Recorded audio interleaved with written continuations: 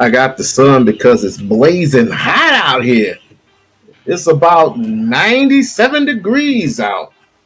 Welcome to another edition of the We-On-Loc Nation show.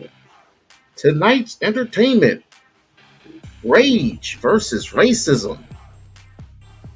Do you believe that what happened with Carmelo Anthony and uh, was a racist, or was it just between two human beings? I'll let you take that pick.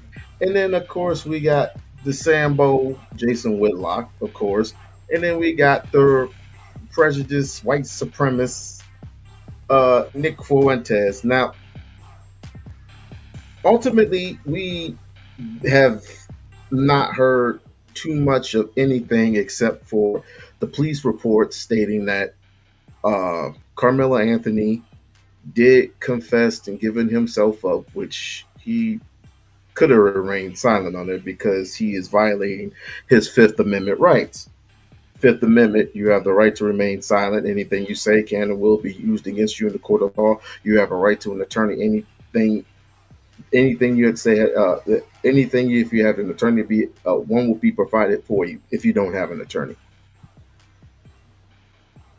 He violated his First Amendment rights, and then there's the part where possibly maybe he could be charged with something. I don't think he'll be charged with first degree murder, but because you cannot have any type of weapons of any kind on school grounds, it might be a uphill battle for the brother. But I vouch for him, and I hope he gets, like I said, a decent lawyer. Now I'm gonna have people up on the panel. You can have a discussion upon what could be and how it should be, how it's gonna be, but we won't know until his court date. Now, like $1 million is very, very not necessary for a person who has not committed any manslaughter or first degree murder. His bond is just highly ridiculous, especially for a 17-year-old.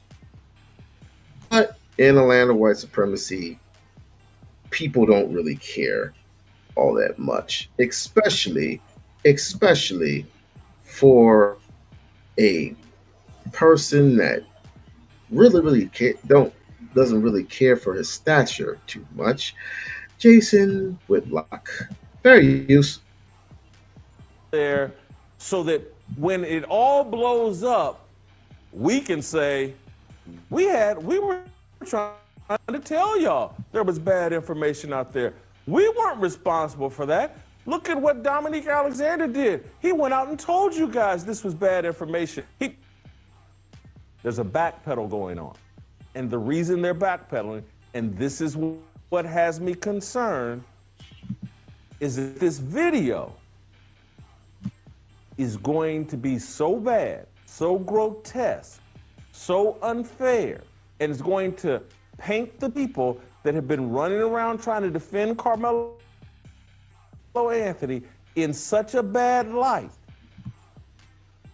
that the same way the George Floyd video, black people and guilt-ridden white people into never again, and draw a line in the sand, burn down every city, attack the police, blah, blah, that they're afraid that this Carmelo Anthony stabbing of Austin Metcalf is going to make white people say, never again, you idiots that defended him. You're so ridden with racism and blah, blah, blah, that white people are going to have their line that they draw in the sand, their never forget moment, their thoughts of like, and they won't be thinking about a 45-year-old career criminal filled up on enough fentanyl to kill 12 horses. They're going to be thinking about a 17-year-old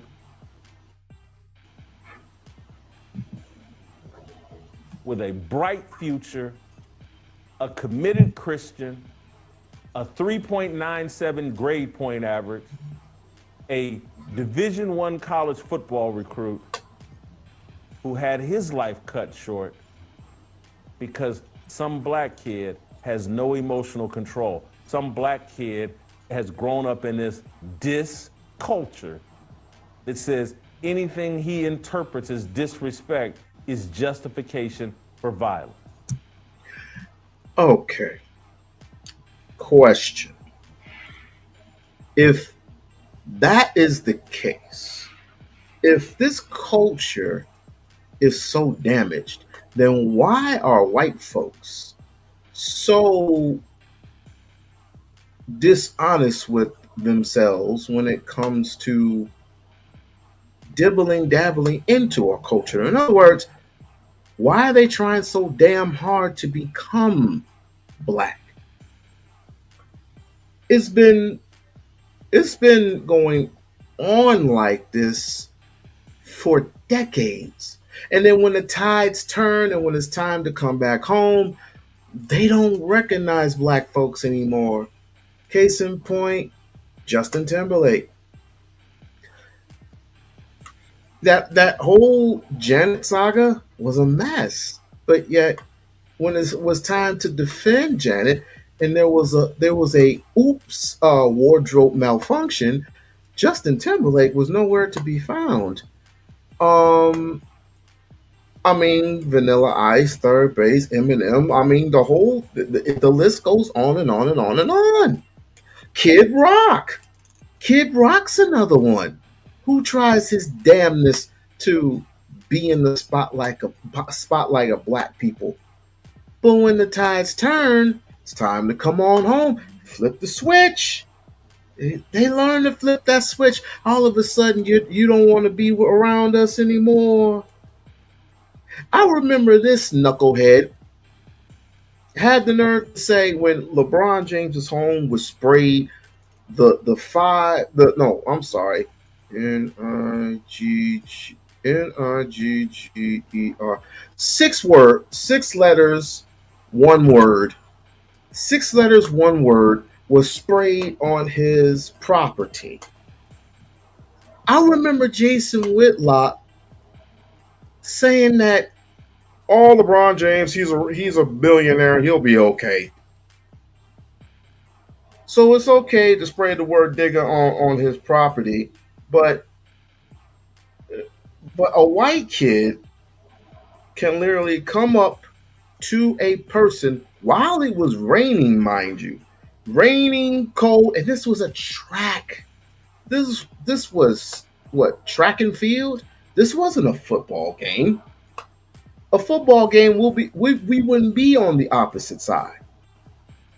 If it's black and white and you got white and red, and I wear white and red, I'm be on the white and red side, not on the black and white side.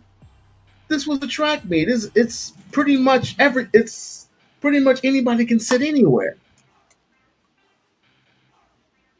But you damn right, you put your hands on me. I do have a right to defend myself. Point blank, period, end of discussion. And so, as mad as you pretended to be, I'm not talking to all of you, but a lot of you, as mad as you pretended to be about George Floyd, so that you could go into work and tell your bosses, give me a promotion to prove you're not racist. Give me a raise to prove you're not racist. Make sure that we have Popeye's chicken in here to celebrate Juneteenth. However, you used George Floyd in your pretending, and you were pretending. Quit lying. You were pretending. None of you if George Floyd crossed you on the street, if he rose from the grave right now and crossed you on the street, you'd step aside to the other side of the street. But you sat around and pretended like, oh man, I was going out on a blind date with George Floyd. My best friend had just set me up. If he hadn't got killed by Derek Chauvin, Lord, we were enrolling him in Harvard.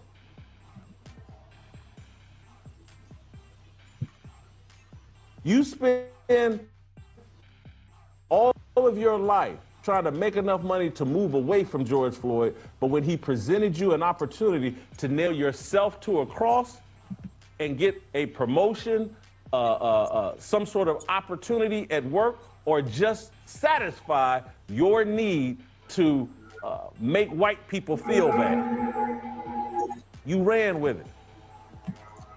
Whatever happened to innocent until proven guilty? Whatever happened to my right to a fair trial? George Floyd couldn't even get a bail bondsman. Couldn't even get a bail bondsman. Couldn't even couldn't even put his fingerprints on the piece of paper. He couldn't be arraigned. Why is that? Because you put your knee on his neck.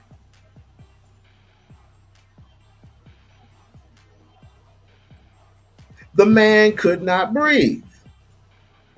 I guess that's what happens when you are, I don't know, 220 pounds. I guess you were probably 6 foot 6 feet 6 foot 1.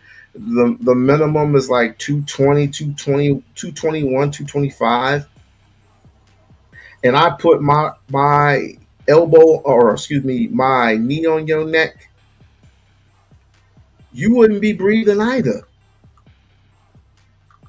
But we're supposed to just not pretend that this didn't happen. We're supposed to not pretend that this was being done on purpose.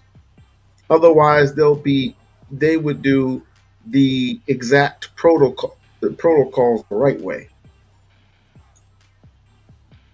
The man shouldn't even be dealt with like this because he only had, even though it was a fake 10 or a fake 20 that Floyd had at the time, you could have just arrested him, put him in jail for 24 hours, and then just released him. He would have still been alive. But I get it, Jason. I get it. We're supposed to be these model citizens for white folks. I get it. We're supposed to be these sovereign citizens. We're supposed to be these good boys and good girls for white folks to just say, "Hey, this I like this scene. I like our good boys and good girls," and we get patted on side the head, and we go, "Oh yes, sir, master. Yes, sir, master. This show is good. This show is hot out there."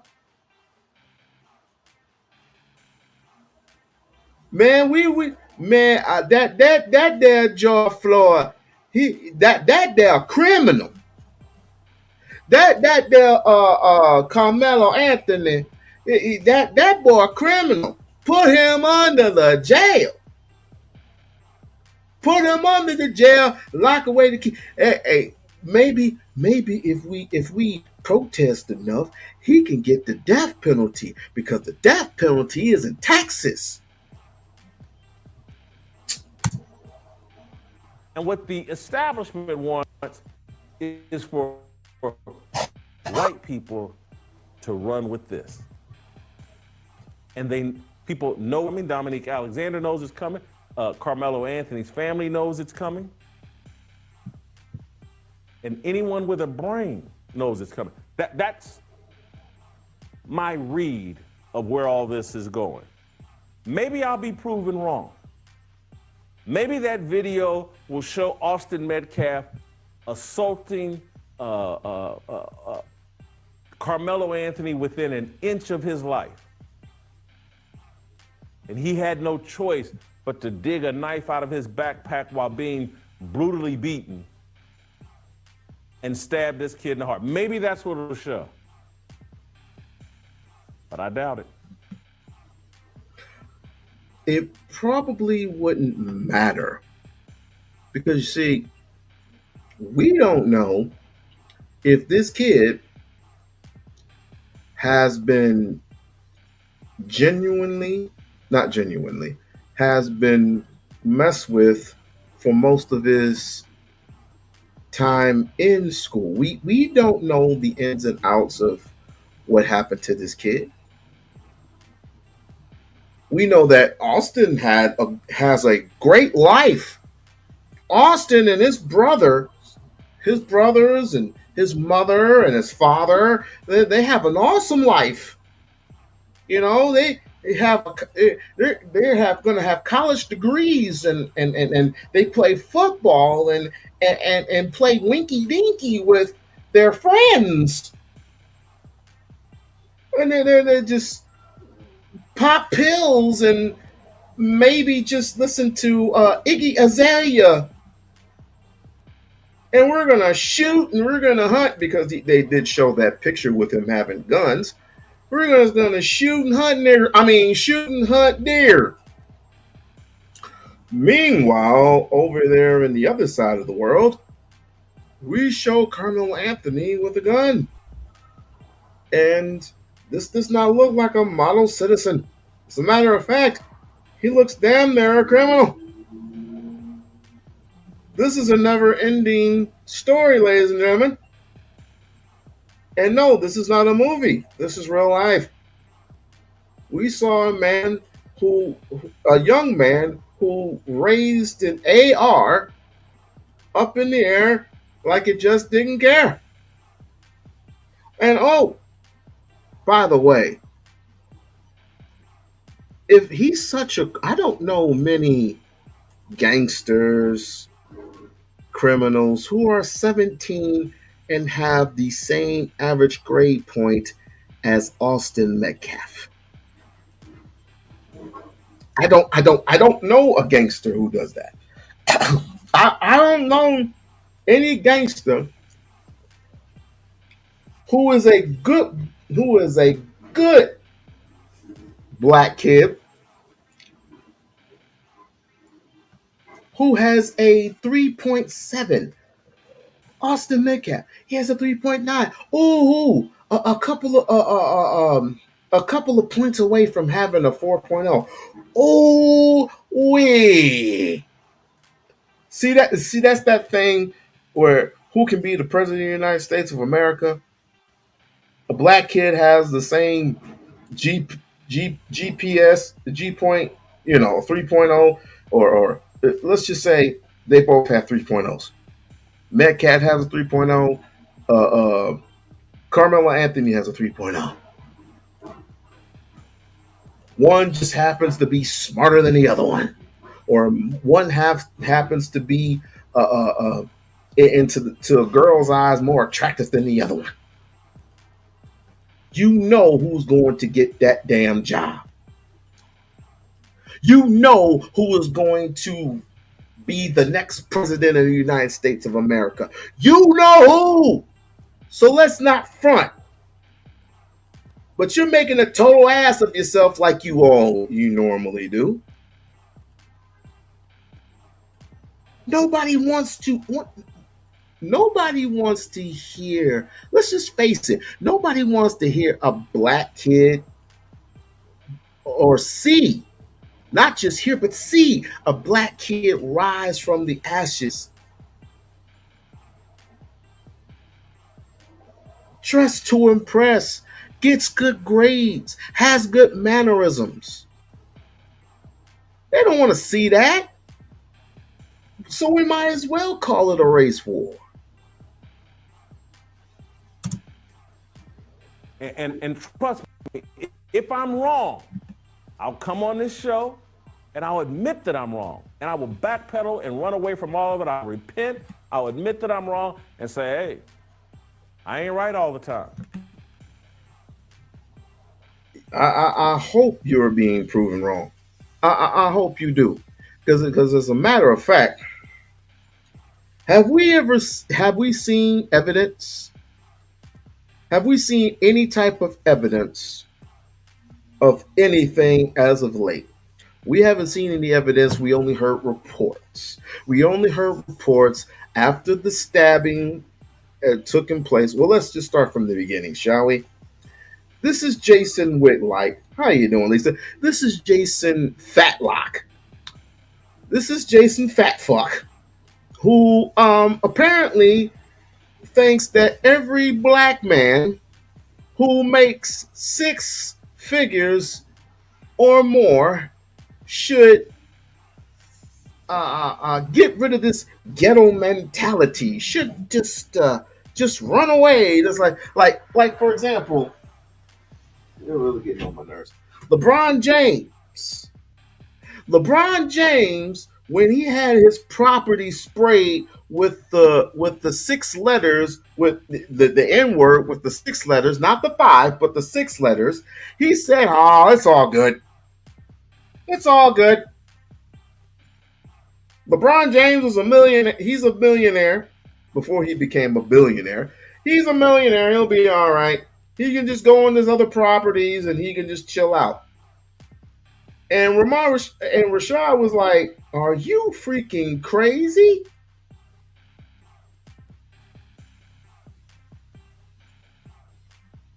I remember when I made a video that video did 5K, by the way. I remember when I did that video on Jason Whitlock, and just it was just disgusting. Nah, I mean he hasn't gone away. It's the same thing he did with LeVar Ball at the time. LeVar Ball was just now he was bringing his sons up. He was promoting his three sons. And I would like to give a shout out to LeVar Ball. I know it's tough, man. I wish this on nobody. It is tough when you have, I think you have diabetes and you have to lose. And well, I don't want to gross her out, but you know what the deal is. You have to lose a limb or two. But I did not know that until I saw him come out with a video, and I'm like, damn, man, damn. I wish that on nobody, but at least his three sons are doing very well. Two of them are in the NBA. One is actually doing good. One is actually doing good. Melo is doing good, taking over the spotlight. Man, I wish all of them the best of luck. But that's where this is headed. And they want to use this to trigger the right group of idiots to turn idiot, not turn, they're idiots, they don't need to turn idiot, the right group of idiots to behave the way Black Lives Matter, them paid people, Antifa and all them, they want to trigger that out of the right group of idiots on the white side of this conflict. This racial conflict feels inevitable, and it has broken my heart, and I say that in all sincerity. My life has been dedicated trying to bring us together, trying us to see the common ground. Everything we're doing here at Fearless, everything we do with Roll Call, it's about bringing us together based on our shared values, our belief in Jesus Christ as Lord and Savior.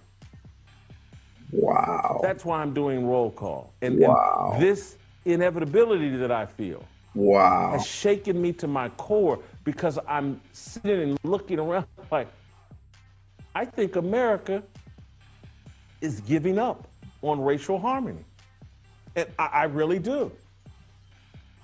And I understand why you would want to give up. But we shouldn't give up. But I understand the feeling. I was born into a country and into a culture, while not perfect, we were all pushing forward, all looking for shared values, all looking for a society that judged people on the content of their character, not on the color of their skin. And we've completely pivoted away from that, and it has broken my heart. You know what the devastating part of this is? Black folks like this try so damn hard to escape reality. Now, mind you, we all have jobs. We all have jobs. We all have cars. We all have clothes. We all have houses. We may not have, wives or any wives, or you may not have a husband, but there's still prejudiceness out there in the world. There are still people who hate you. I'm not gonna be naive to say that racism doesn't even exist anymore. Why? Because you have a job at a law firm. If prejudiceness does not exist, then why is it that we do not have any infrastructure here in America that can sustain itself for more than 1 decade? One. Or better yet, those people that you call Asians, why don't you ask Asian how racism is threatening them? Because I can't really tell. I can't really tell. I can't tell because they pretty much have every damn thing. Why don't you ask the Iranians who just came over here how is racism helping them? It's not, because they have their own economic base due to the government helping giving them a handout. Why don't we ask Mexicans how they feel how racism has treated them? They won't, because they end up on the side of a road somewhere selling apples and oranges, or yet just begging their way onto a construction site. They're the ones with all the jobs. But if you ask black people how prejudiceness, oh, I didn't even get to white folks yet. You're not going to hear anything from white people because they own everything. What about those white people who don't have everything? What about those are called trailer parks. So you don't believe that you don't believe that the elitists can sacrifice their own? Hitler did the exact same thing. Julian Toba did the exact. I said his name. I butchered that boy's name. Doesn't even matter.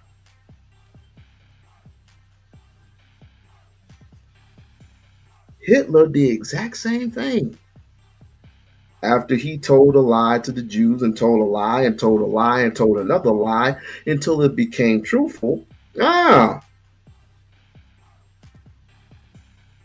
This is one of those things where we have to say that black people have gotten the worst end of the stick, but it doesn't matter because we have opportunities now in 2024 and 2025. We have so many opportunities out there.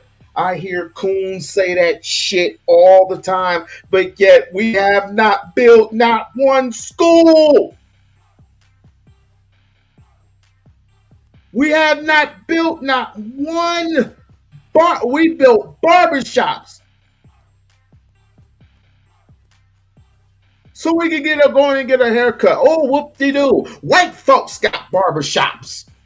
Asians got barbershops. What is that? What does that mean?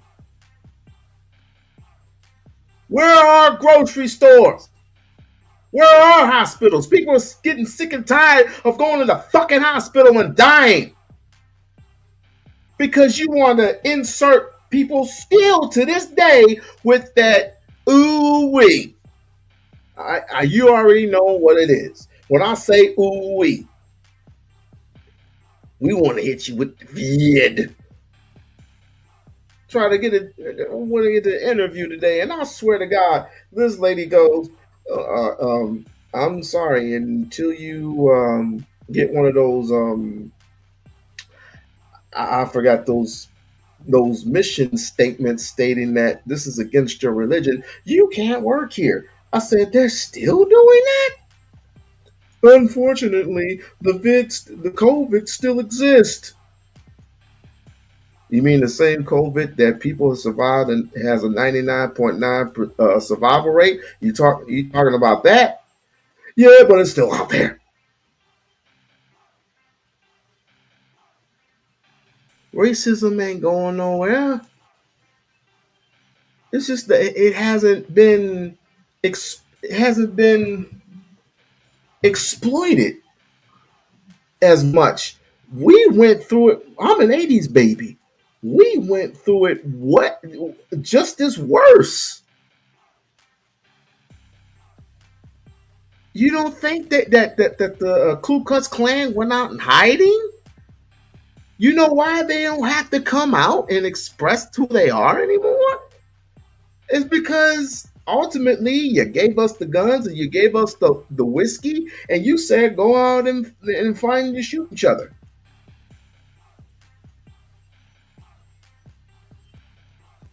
So you cannot be this naive. But, sun shines on the dog's ass, I guess. And it's like, what have I been doing with my life? And I'm not in any way trying to put myself as some sort of victim. But when you as a kid have it cross through your brain like, hey, you're supposed to be somebody that helps America understand itself better and understand the value in each other better. And you ride that wave as people, because I was a part of a high school and that had busing of black kids into the school system. And I was the kid, the captain of the football team, other than Jeff George, the best athlete at my high school. A kid with a big personality, a kid that had longtime white friends, longtime black friends, and I was the glue. When they had busing into my school, I was the glue that brought the kids together. And we had a great high school football team, ranked number 9 in the nation. We achieved some great things together. And was it perfect? No. It was not perfect. It was rough. But we all thought we were fighting for the same thing. And we all thought things would only get better and better and better. And now I've lived to the point where I'm like, this is getting worse and worse and worse. This racial conflict feels inevitable. And one of the main reasons I'm doing roll call, one of the main reasons I've asked Tucker Carlson to come join me and elevate the visibility of this thing. Oh God, not another one. Why don't you just go all the way right, Jason? Damn, not Tucker Carl. Well, who's worse, Tucker Carlson? Who is worse, Tucker Carlson or Sean Hannity? Who is the who do I want to argue with more than ever?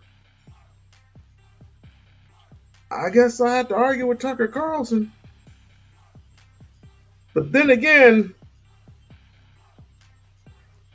if Dr. Khalil Muhammad can take on Sean Hannity with no issues, I can do it too. But the thing is, that boy is so to the right. You have to literally just strike him hard to go over to the left. But that ain't happening yet. We'll see. Is because I want us to stand as a symbol, all of us, as a symbol of like, don't give up. This is not inevitable. This is not where God wants us to go.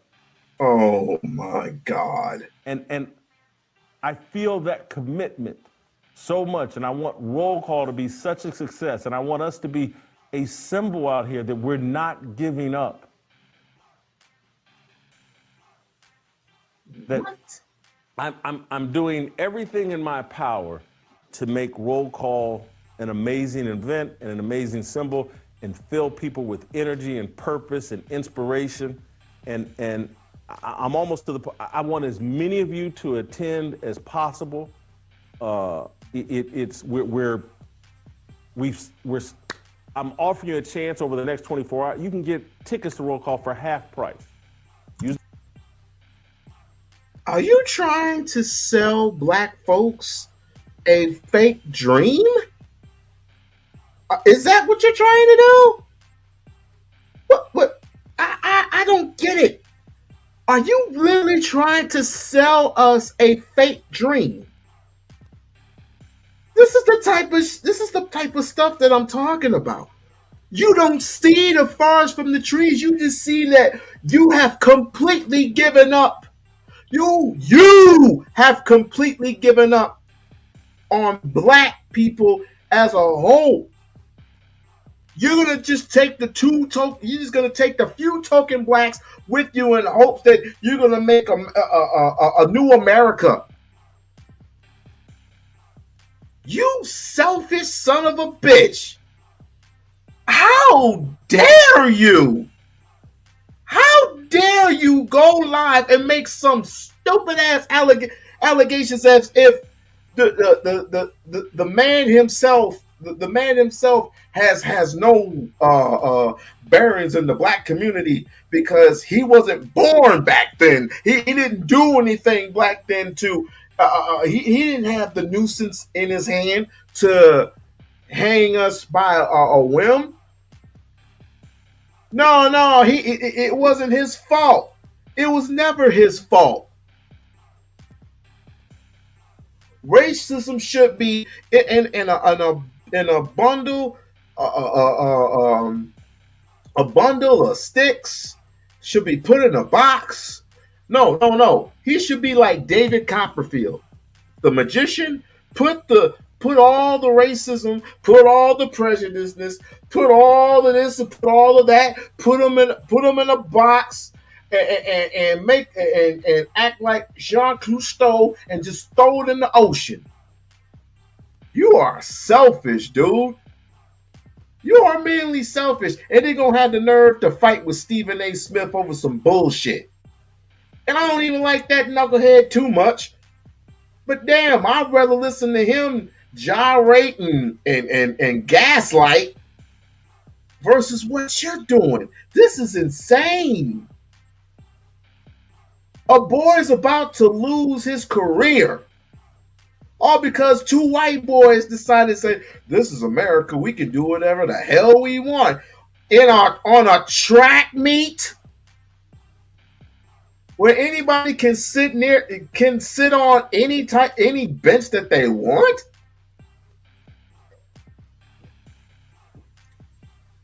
If this was football, I got you.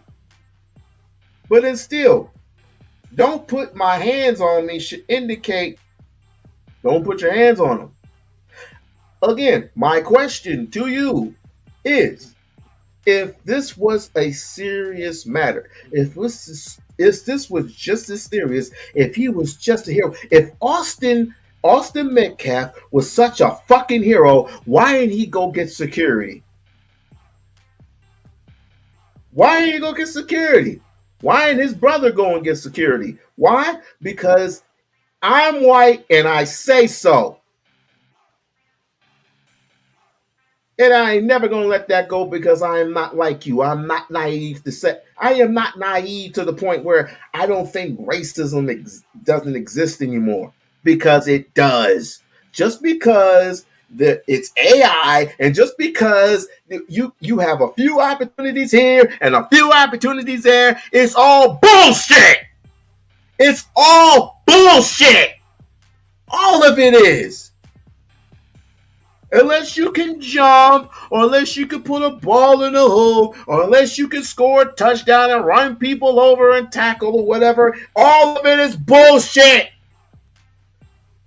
And it all goes back. It all goes back to blackface.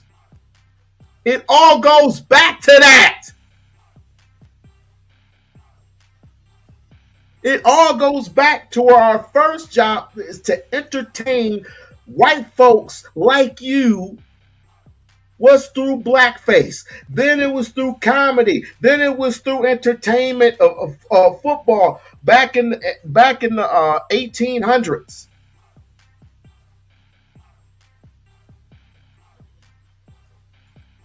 It was more white. It was more white folks playing basketball, but as soon as your black folks touched the ball, it was over. Now you got more black people than anything. What was it, 70, 75% in the NBA, in the NFL? Excuse me. And you believe that we've made it. Never mind Jim Crow. Never mind. People say we're. I remember there was one that said we were better off in Jim Crow because we had families who stuck together. Oh! When? We had it good, huh? Oh, we had it good since Jim Crow, huh? Oh, our ancestors had it good since Dred Scott, huh? Oh, we had it good since Willie Lynch, huh? We had it good since redlining, huh? Segregation, huh? Then why was Rosa Parks being fucked with while she was getting on the bus as tired as she was? No one ever said anything. No one ever said you couldn't sit in the front of the bus. What difference would it make? No, you had to get your black ass on in the back of the bus. Use the promo code 997, half price. I just want you there.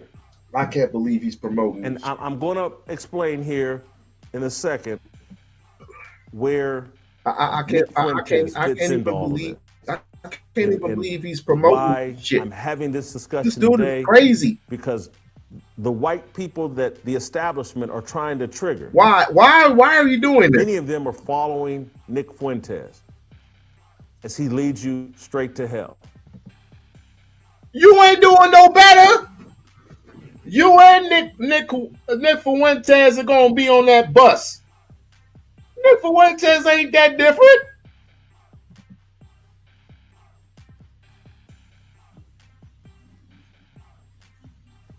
Oh God, that is insane. This is insane. I want people. You know what? I'm gonna see if I can protest to get this dude off of air. Enough is enough.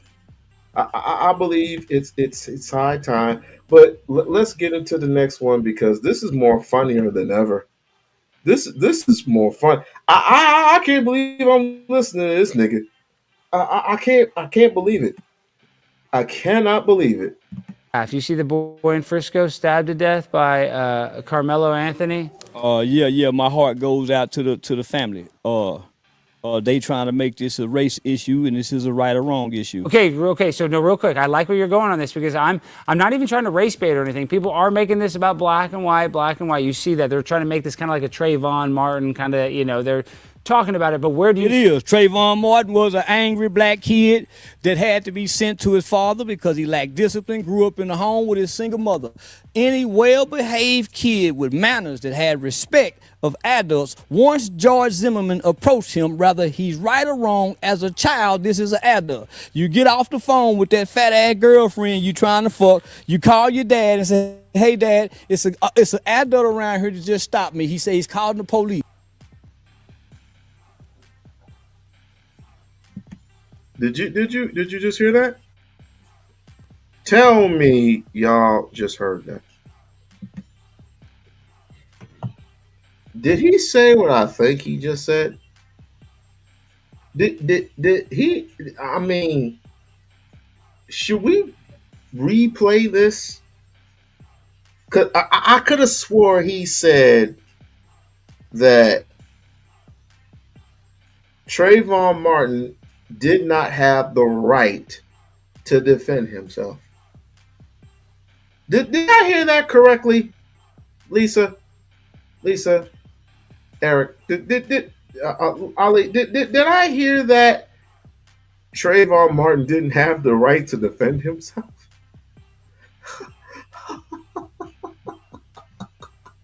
Okay, okay, we gotta rewind that back because I could have swore I thought he was joking. I think he was joking.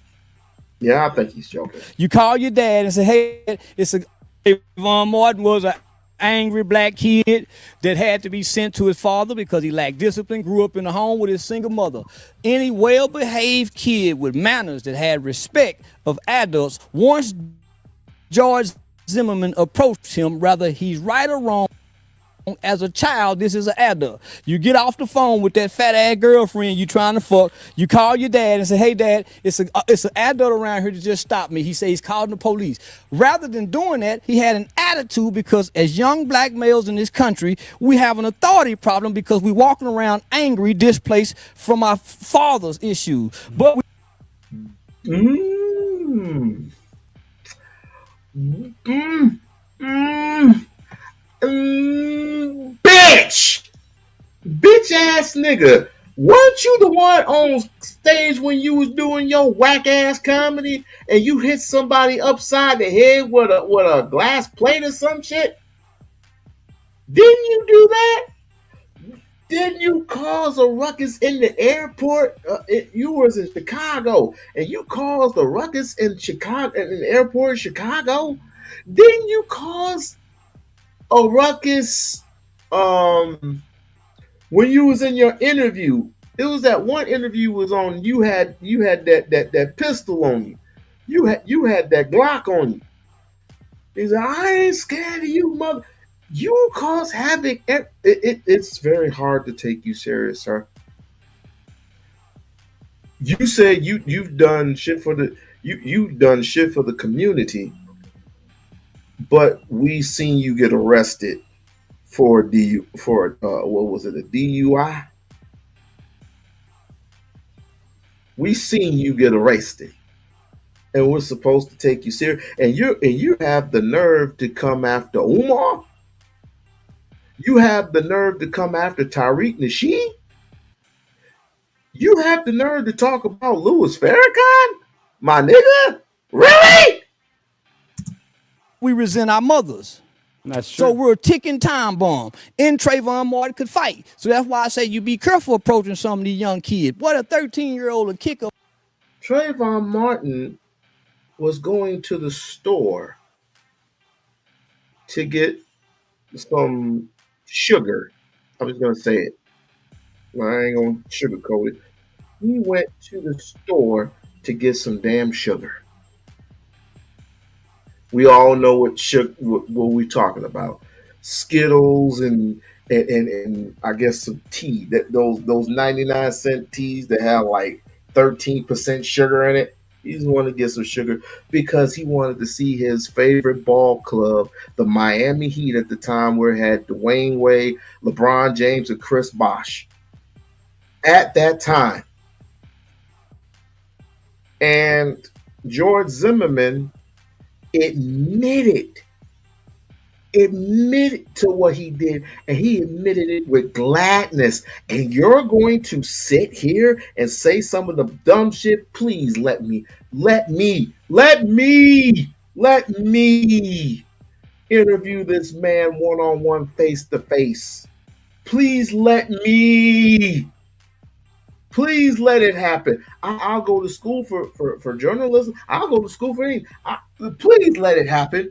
Please. I want this to happen. I want this one-on-one. Fuck the money. I don't even want the money. I just want a one-on-one with this nigga. So if he says the wrong thing, I could just blast him on it. And if you want to take it there, I'll take it there. But this is stupid. No. This is not stupid. This is what I expected. This is what I expected from a suspected white supremacist. No, an agent, an agent of chaos. That's why I expected from Charleston White. I never took this dude serious. I never took him serious. And I was never going to take him serious. The 40-year-old's ass. That's true. And that's what happened in that situation. He underestimated this kid, and he was looking for trouble. But by law, he was right. And he was judged by his peers. So we can't say nothing once you're judged by your peers. Well, what do you think's going to happen in this Austin Metcalf thing? You think he's Metcalf ass go, well, no, that boy going to jail. Carmelo Anthony's going to go to jail. Carmelo going to jail. Because listen, you cannot bring a weapon to school. Yeah. So you can't say I was What if he says self-defense? There's no self-defense, because if you are afraid the day before, where you have to take a weapon to school, not notify your parents. Parents, you notify the school teacher. School teacher that's bringing these kids in here and resolve this issue is called conflict resolution. We was taught in homes that has morals and values, you tell the teacher. Somebody fucking with you, you tell the teacher. Let the teacher know, so when y'all have an altercation, you're cleared and you're covered. Documentation beats conversation. So words of documentation to say this is self-defense. It's a premeditated crime because you took a weapon in fear. Anticipating to use it. That was premeditated, though. And it's at a track meet. You getting ready to run track with other kids and you got a knife on you. No, man, you got to go to jail. You hear this? You hear the Sambo-ness come out of this dude's mouth? It's like, again. Let's go to the let's go to the positiveness on this, okay?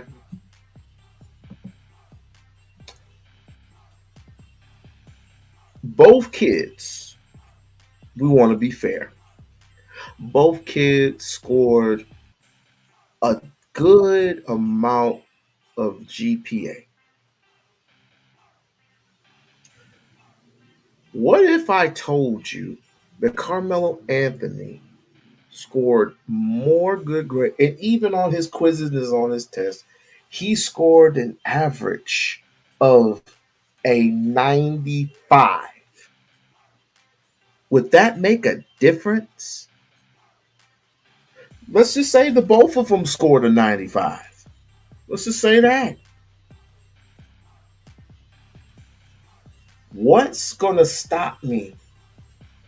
And they're captain, I guess they're captain of the football team. What would stop me if Austin Metcalf from going, and if you feel he's on the wrong side of the field, if you felt that way, even though it wasn't football, it was track. If you felt that way, why did you not call security? There was no need to call the police. And as far as the knife at the back, we're talking about a little stabbing knife, but even though it was enough to pierce the heart of any human being, why would he have a knife in his bag, Mr. Wannabe Officer Tatum? Why would he have a knife in his bag? I remember people used to bring guns to school. I remember one time when I got into a fight with somebody, I brought my nunchucks to school. They were fake. You don't remember those Michelangelo nunchucks? Those were just fake as hell. My opponent brought real nunchucks to school. Right? Brought the real wooden ones, the real hard wooden ones. It was going to start swinging. It was just going to start swinging. But the moral to this is, we don't know fully until we see tape. Now, there are witnesses out there who said that they have tape, or they are witnesses, and they are willing to, some of them are willing to really stand up for Carmelo. But we're more divided more than anything than before. I just saw Fatty's live today. You had on one side you had whites, and then on the other side you had blacks. So you had people just asking questions, trying to get verification about it was really crazy. It was really interesting. You should go see that. I think he's still alive right now, but it was very very interesting. And even though this has happened, this this has happened throughout the duration of many many years and many generations, it still it it still doesn't change the fact that racism in America still exists. It doesn't. It's just not magnified as it was back then because people have opportunities now. People can work. People can make a decent living. Da, da, da, da, da, da, da. I can't read that either. The world may change, but the scenario stays the same. You got to go. There's no man. There's no so. When is it all right to kill the bully? I don't give a fuck what the bully did. He don't have a right to die. No.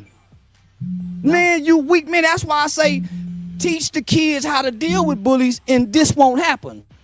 We're all not equal. Even in nature, you can be feeding a flock of birds. There's going to always be one bird to come in and take the food from the. This is nature. Yeah. You cannot get rid of bullies. Teach the kids how to deal with them. Bullies build character. You go to work, it's going to be a bully supervisor, a bully co-worker. You cannot get rid of the bully. Teach our children conflict resolution. Everything don't have to end in violence. But don't get rid of the bully. What? Don't get rid of the bully. Teach them conflict resolution. Do you know how many? Okay, we're gonna teach the bully conflict resolution. All right. Supposedly we do that. All right. That same bully is going to end up disrespecting your teachers, going to end up disrespecting the principal. Well, before that, he disrespected the other kids, and on top of that, disrespect your children, or disrespect the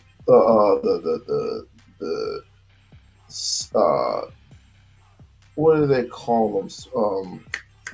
What the hell do they call them when you have more than one teacher? The substitute teacher. So you have the regular teacher, you have the substitute teacher. That same bully disrespects the substitute teacher. He's going to disrespect security. He's going to disrespect. You know how I know? Because we've all been through it through the 80s. We've all been through it through the 80s and the 90s. Trust and believe. There wasn't no conflict or resolution. You couldn't solve. There was. I mean, he wasn't a bully, but he didn't have no discipline. I remember there was a boy named Doug back in my day who really put the middle finger up to one of my teachers, and she tried to. I don't know if she tried to discipline, which is kind of illegal, but I don't know what the hell that teacher was doing.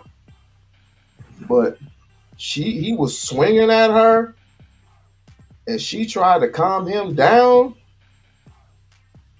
Bully? Okay. And then you got that same bully. The same bully comes back to school with a gun. Where's the conflict resolution in that? You got the same bully that spit in the face of one of your teachers, right? Just spit in his face. Where's the conflict resolution in that? Where's the conflict resolution when this person starts something in gym or I forgot where everybody comes together. Or I forgot what that time was. Everybody comes together first or freshman, sophomore, junior, senior year. You know how many riots we've had? You know how many fights we've had all because of a bully? Now don't get me wrong. There are those who resurrect themselves, but there are a lot of people there are a lot of bullies who did not have their fathers in their life and end up cussing they mamas out. What's the conflict resolution in that?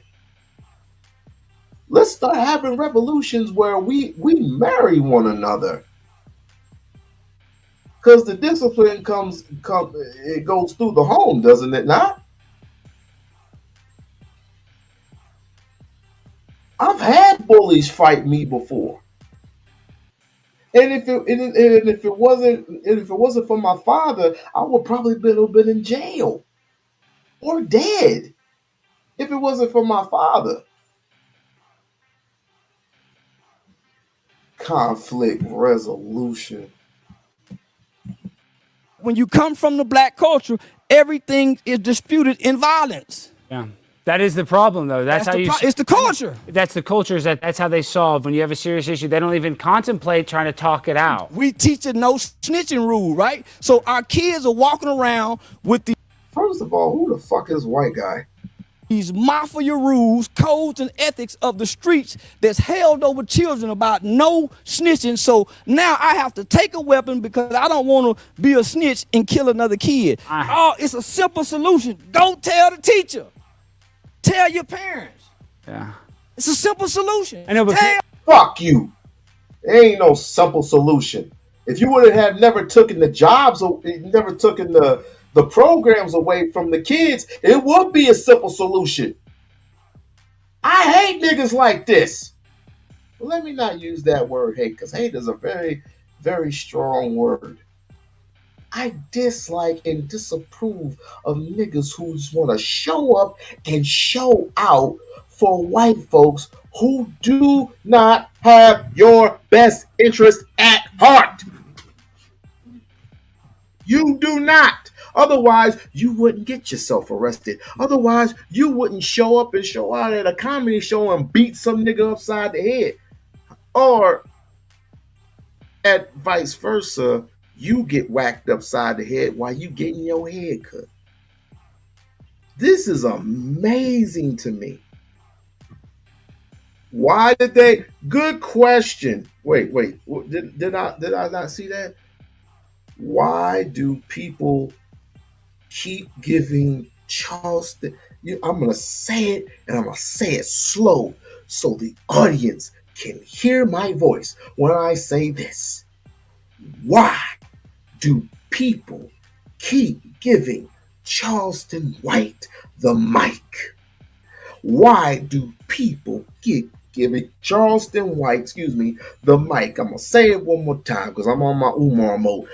Why do people keep giving Charleston White, the mother of a fucker, a mic? Why? This is insane. This is totally insane. And I mean this with all seriousness. This dude is an agent. This dude is an agent of chaos, and he is wasting our time. Because and a good contradictor, by the way. So how the hell are you gonna tell somebody to do something? This is the same nigga that said that Trayvon Martin was a fool, basically. Paraphrasing. Trayvon Martin didn't have a right to defend himself, even though he was being followed by fat ass Zimmerman. So let me guess. Ahmaud Arbery is a coward. Jordan Davis was a fool. Sandra Bland should have kept her mouth shut. Anybody else? Sonia Massey Should have taken the pill, sat her ass down and shut up. Otherwise, and complied to the police at that time. Do not pick up the hot water, the boiling hot water, and put it in the sink. She was gonna throw it at us. Throw hot water at you. And you are between the aisles. The length between her and you was at least a car length or a bike length away. Two bike lengths, two small bike lengths away. And she was going to throw some hot water at you? Really? And you had all that gear on? I guess she was wrong too. Even though she didn't do anything. It was right for her to catch 3 bullets, center mass in the head. I guess the officer was right in doing that, and then covering up afterwards. I guess he was right on the money for doing that. Please hit that like button on the way in. Oh my goodness!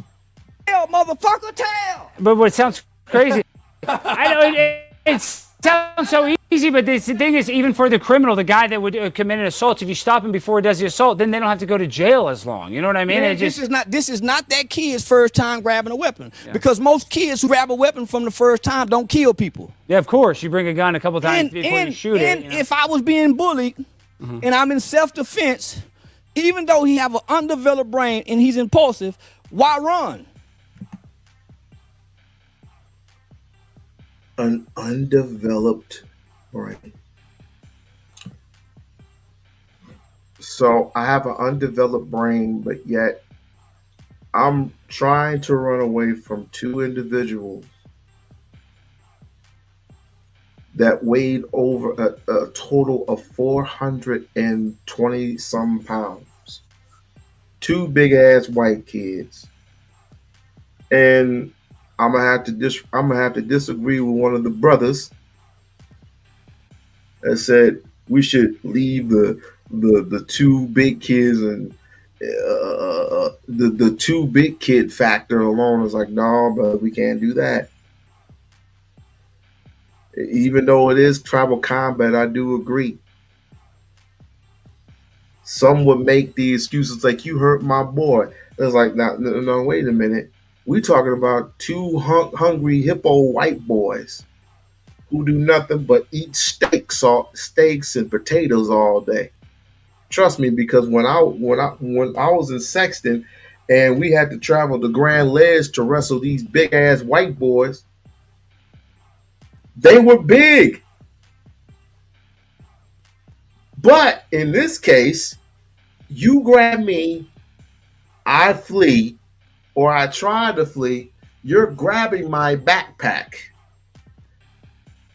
So somebody remind me, if I have my backpack on, if that's the case, isn't my body a part of the backpack, a part of my body?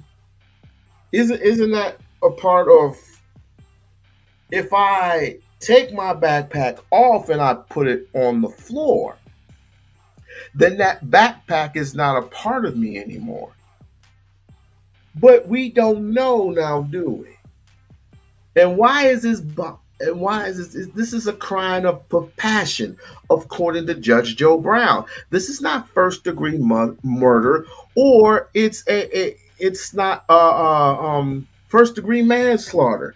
No, it's called a crime of passion. But the only thing that this young man did was give up his Fifth Amendment rights. His Fifth Amendment right is, again, I have a right to remain silent. Anything you say can and will be used against you in the court of law. If you do not have an attorney, we will provide an attorney for you. Do you understand the rights that have been given to you? You shouldn't have said anything. I don't know. Why get rid of the knife? You're showing criminal intent. Why throw the knife away where they can't find it? He wasn't found with the knife in his pocket. He wasn't sitting down with the knife in his hand, ready to explain what happened. Yeah. So, but do you think that he had some sort of predisposition to wanting to murder? Is that what you're saying? Wait. Are we talking about the same kid that basically gave up his rights in the wrong way? But if we were to teach law to our young black kids, that it will make a absolute difference. Put one in the chat. Put one in the chat if you think if we were being taught law, it would make a real big difference. We would know what to do. Put a one in the chat if we were being taught law. I mean, of course, you got your science, right? You got your science, you got your math, you got your civics, and your homology. You have your homology, your science, your math, and your civics. 3 things or 4 things you should be taught. And the bonus one, law.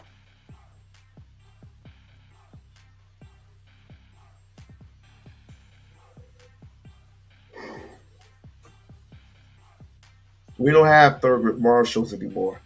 We don't have Johnny Cochrans anymore. We simply don't. Johnny Cochran was unalived by a person who thought he was a threat because he was going to promote Johnny Cochran's everywhere. That's why I get so sick and tired of people moving the goalposts when the brothers want to be lawyers, they want to be judges, they want to be criminal consultants, they want to be all these things. But once we get our education, we waste our money getting our education, and what do we get in return? We don't get shit in return, but wanting to join the police. I don't want to join the freaking police force. I want to be an attorney. I want to be what I want to be. But you keep moving it backwards and backwards, and the only thing we're capable of doing is playing football. We don't even have a plan B. We don't even have a plan B or a plan C. Excuse me. Sorry about that. Most of it is on us. But I have to tell you, it is not that hard or it's not that easy. But if you constantly keep promoting yourself, go to school, get good grades, and not worry about what anybody else thinks about you. And if we had our own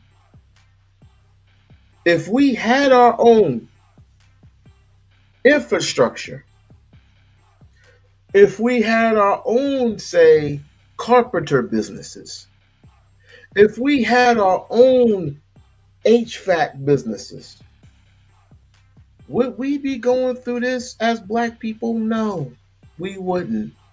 We will be constantly hired. Do you not see the resolvements in all this? All this can be solved. All this could have been solved years ago. But you can rarely find not one black person who owns their own electricity business, where you can say it was like, okay, we're gonna put you through school. We're gonna put you through school, and we're going to have you do this for a year or so, 6 months to a year. And if you pass these classes, we'll promote you. We'll put you on. We'll put you on a trial run. And if you can make this trial, you got this job. Simple. So simple. It's so simple. But I don't know what that. I don't know what's. I don't know what's wrong with us. No. Children don't wake up to kill because they don't have the brain capacity, the brain development to say, I want somebody dead.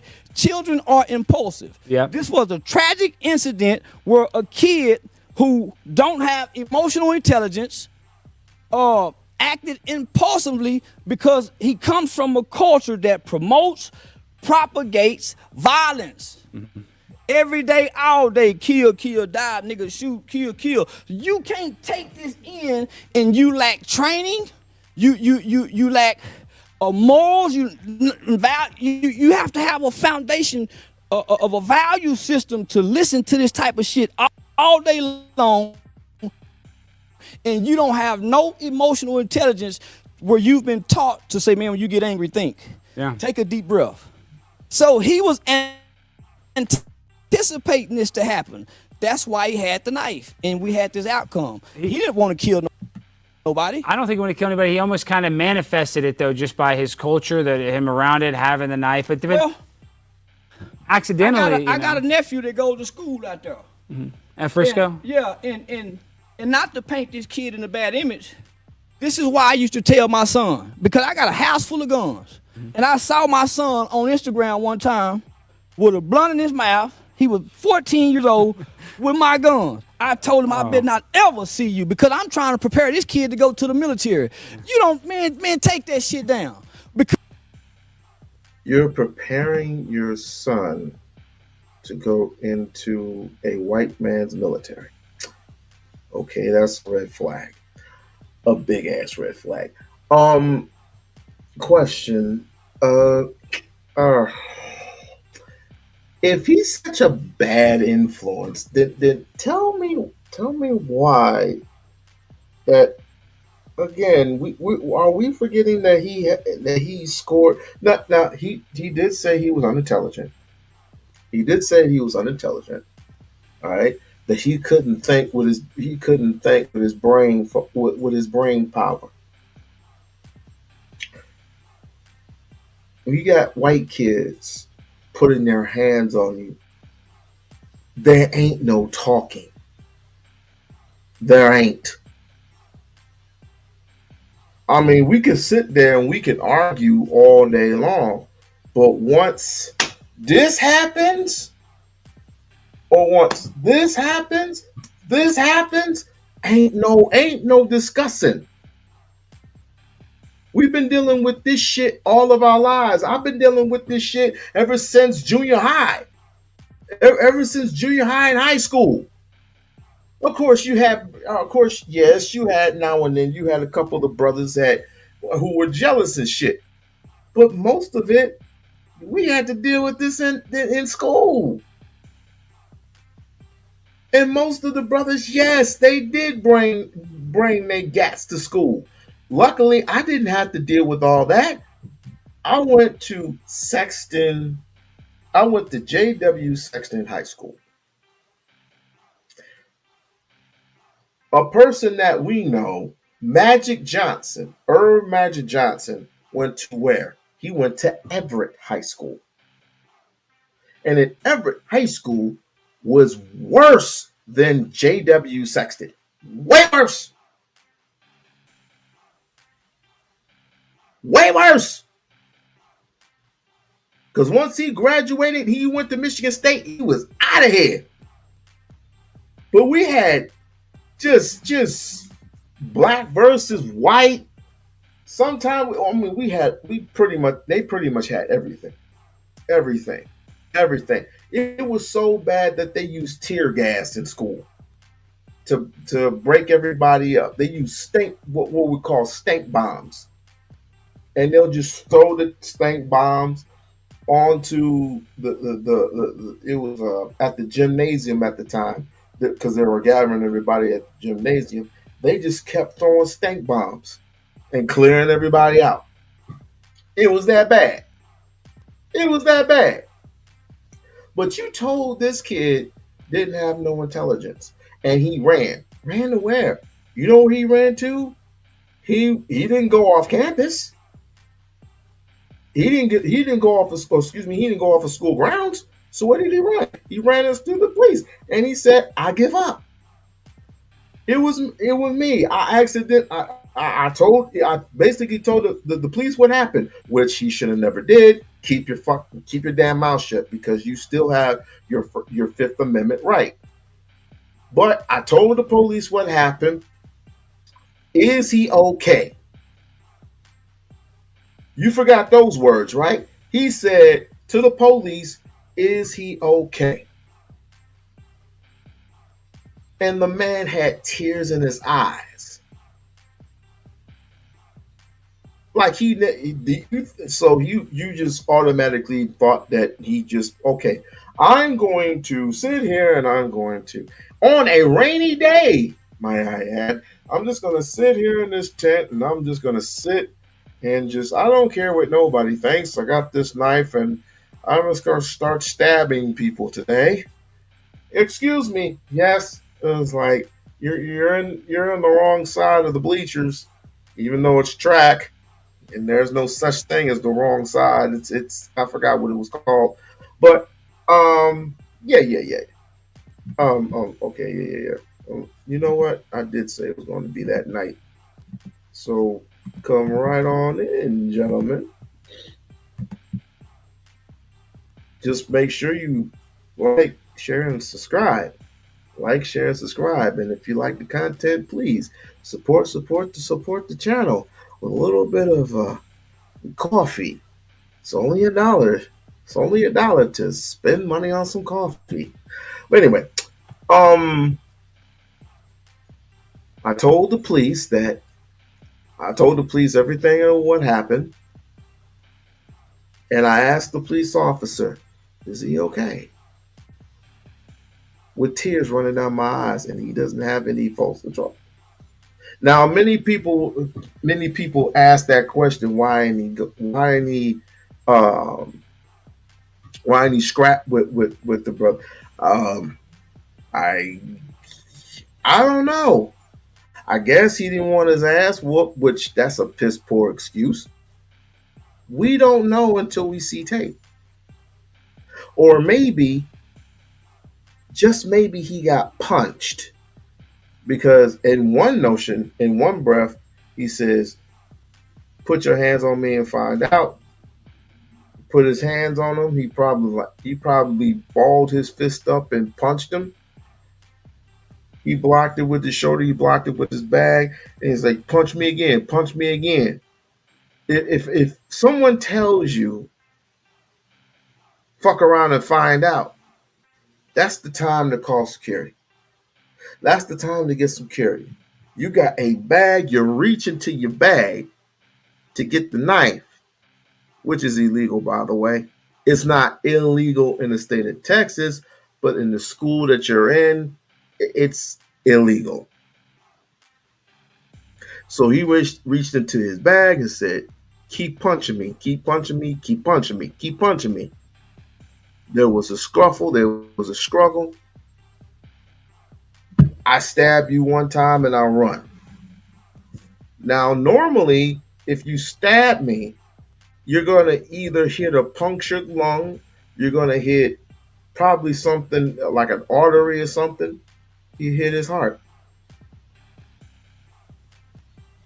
It's unfortunate, but at least he didn't run nowhere. Why would a person with a 3 point plus average, a GPA average of a 3.7, run away, call his cousin, "Yo, come pick me up, cuz, come pick me up, cuz"? They would have found your ass anyway. It is a form of self-defense because guess what? I'm being bullied by two big white boys. So yes, it was self-defense. If it wasn't self-defense, if it was not in self-defense, because let's paint this picture real quick. They said that he had a backpack, he had a knife in his backpack, right? Why am I worried when every time I go to Walmart, every time I go to a grocery store, every time I go to Gerald Benny's or some place that's not even ours. If I go to a club, there's always that white boy. There's always that white boy who is always strapped with something. He's always strapped with something.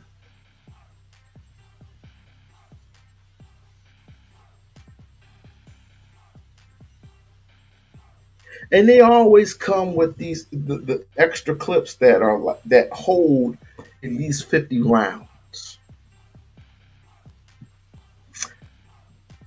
And you say that this boy didn't have any impulse control? Insane. Because that imagery, Yeah. you can't take it back. So here he is. He got a video. He got a photograph, whether it's a real gun or not. That image is gonna destroy him in court. It is. They're going to. You better not go to Collin County, where it's a predominantly white area, where these law-abiding, upstanding citizens have a heart for this white kid who was killed with a twin brother, a mother and a father. Their pictures with guns show a hunting image. His pictures show a gangster image, gang sign. And you guys want to play the race card in Collin County? Chill out, black people. Let's Fuck you. Wait a minute. Where was the? Okay. Where was the? I want to see the image. I want to see the image. He's got me. Lisa, he's got me triggered. Ali, this boy got me triggered. Let's go ahead and see that image. Car. Let's go see this image. Let's go see this image. I want to see this image. Again, a gangster with a 3.4.0 average. Where's the images? I'm looking. There ain't no images. Carmelo Anthony gang member. Is he a gang member? Let's see. Let's see. Is he a gang member? I don't see it. I don't see it. No, this is not. No, this is not the other Carmelo Anthony. No. I got the wrong. No, I'm sorry. You're gonna get the wrong one. Texas. Let's go back to Texas. Give me.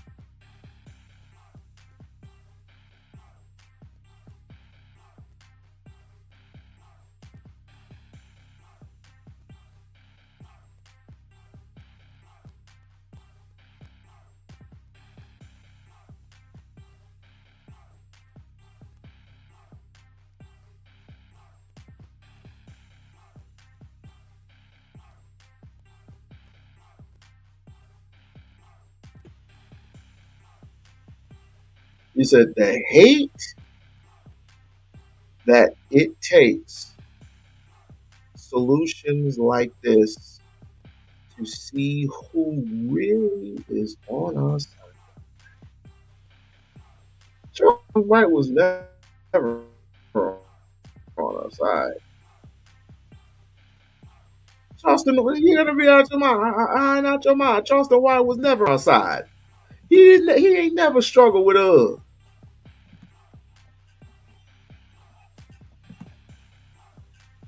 He ain't never struggled with us. He ain't never been on no ship with us. As a matter of fact, he was the freaking driver. I'm being sarcastic. Let's make this about right or wrong, because you don't want to go to Collin County playing race. You'll lose. Yeah. Gang sign. And you guys want to play the race card in Collin County? Chill out, black people. Let's make this about right or wrong, because you don't want to go to Collin County. No. What we would do is we will march up and down that bitch. Let's definitely make it about race, because let's just face it, they made it from the beginning anyway. All they do is paint us in a very broad brush, very lightly, what we are capable and non-capable of doing. In other words, we don't they don't view us as being the next president of the United States. They don't view us as being the top lawyer in America, trying to get people off, like Johnny Cochran got it off OJ. They don't want to see us as the next Thurgood Marshall. They don't want to see a leader in the midst. That's why they put in front of us LBGTQ HIV. That's why they put us all this disease and famine amongst the earth. This is a joke. This is a joke. To the white power structure. We don't take nominations from Jason Whitlock. Well, what'd he say? And by the way, you are a token. Hey, Jason, you're a token. You are in conservative media as a black guy that can confer upon white people the dignity of not being called a racist for having their views. That's why I was nominated. Did he say anything else? I want to see what else he got to say. He was making some good points. That's why you get paid. And that's why I don't. Because I didn't have the privilege of being born black. I was born white. So there's a limit on what I can say. There's a limit on what I can say without being penalized in the so-called free marketplace of ideas. And everybody knows it. Everybody knows it. So he's talking about the value of having a black face on the worst impulses in the dark recesses of white people's brain. Having a black face to put on, and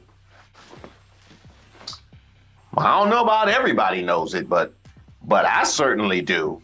Everybody knows, and everybody's sick of it, especially in the conservative space, that blacks have had it easy. It is, and I don't doubt that he's a sincere person. I'm sure he's a sincere person. I'm sure he's genuine. No, I would doubt that. I would definitely doubt that. In fact, you just explained why you should doubt that, because they have had it easy. What was it that Don Lemon said? The shortest line to the front. Yeah, the exact same thing that you're mad about is the exact same thing that we're mad about. Let's both agree to not pretend that he's genuine.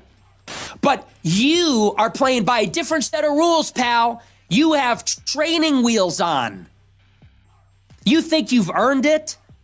Everything you have. Take a look around at your studio, your contract, your employees. If you said the stuff that you said as a white person, your ass would be gone, and everybody knows that. You're on Blaze hosting E. Michael Jones talking about the Jews. It's a good thing you're black, because if you weren't, you would have been fired like Elijah Schaefer.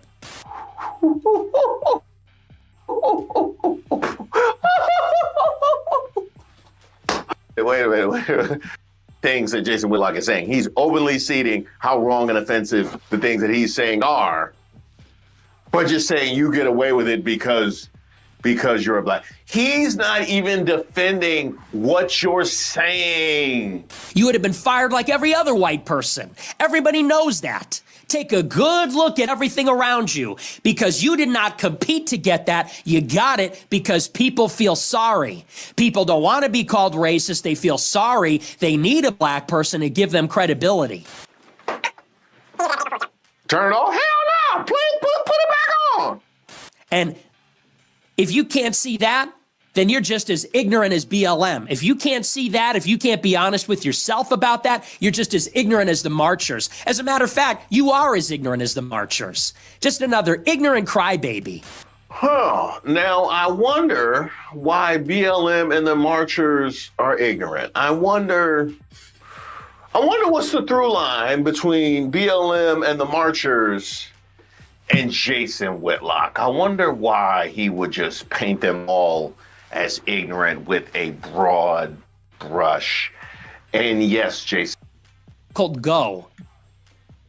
Knowing what I've sacrificed, what has happened to me, what has happened to my family, and I'm not trying to play the world's smallest violin, but my sacrifice has been considerable.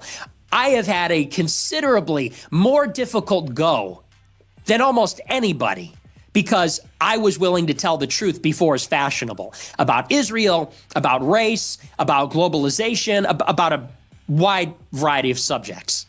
You forgot women's bodies, man. When you told the truth about women's bodies, you forgot about that one too. And they definitely checked you on that one. They definitely checked you. I wouldn't necessarily say you had a rough go of it.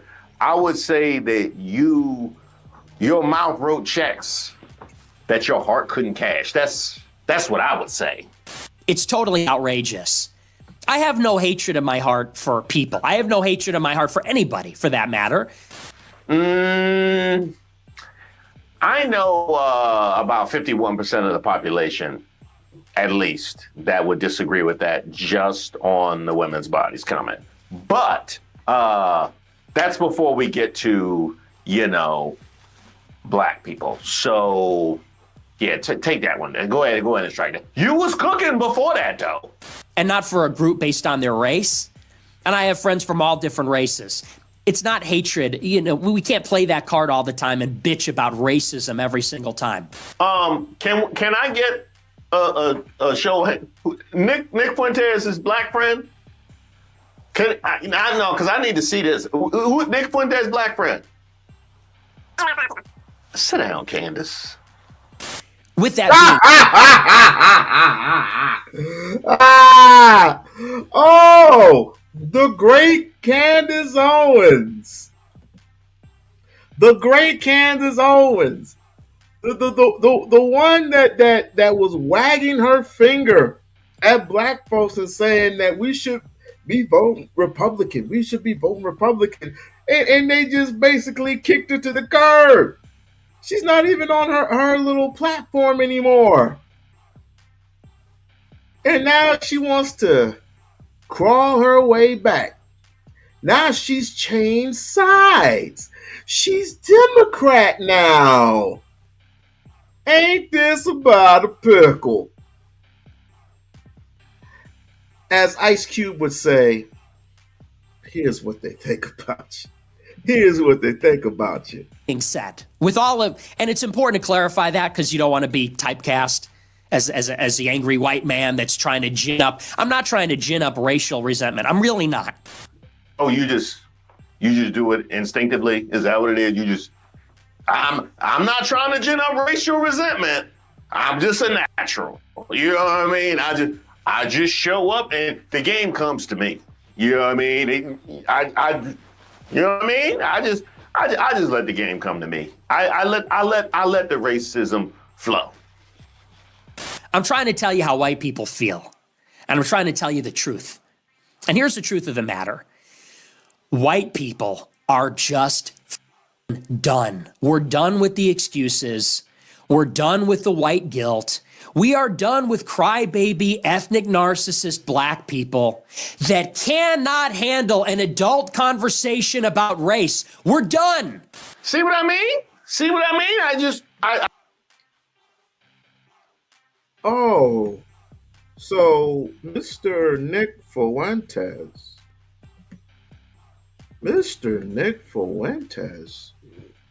is tired, and so is other white folks, are tired of black folks being the victim. Ooh, oh, really? Quite interesting. Well, maybe, just maybe, we've been tired, sir. Sir, sir, sir, sir, sir. We've been tired. We've been tired of all the lies. We've been tired of all the deceitfulness, the discriminations, the this and the that, and this and the other. And I got somebody on the line. Who the hell is this? What's up, bro? I know you can read, man. That's how you gonna greet your guests. I always do that. What's going on, man? Peace, King. And Peace, peace. I appreciate you having me up. And I'm gonna try to keep this brief as possible, but I really want to ask you a question. And I'll tell you what I think the answer is, just so you don't feel like I'm trying to box you on the corner or ask you an open-ended, loaded question. But I'm not sure if Black Americans will survive as an ethnicity for the next 50 years. I think that if Black Americans keep up the same tactics, if you could even call them that, I think Black Mm. Americans may be bred out within the next 50 years. But I'll ask you, do you think that there is a planned obsolescence of the Black American ethnicity within the next 100 years, 50 to 100 years? I believe so, but it's going to be quite difficult with all of what's going on in the White House and all of what's going on in the world today. But I mean, it's not impossible. I'll just say that it's not impossible, but things are Uh huh. things are going to be in place to make it impossible. Like And I you think know, that, and I apologize for saying this, but I think Black Americans make it harder for themselves than it has to be. And really, this Carmelo Anthony situation really highlighted a lot. And I already had this hypothesis, but really, this Carmelo Anthony situation really confirmed it. Now, I'm seeing Black Americans, particularly Black American men, not all, and I won't even say most, but a large enough demographic that is problematic. I'm seeing Black American men demonize Carmelo Anthony for defending himself.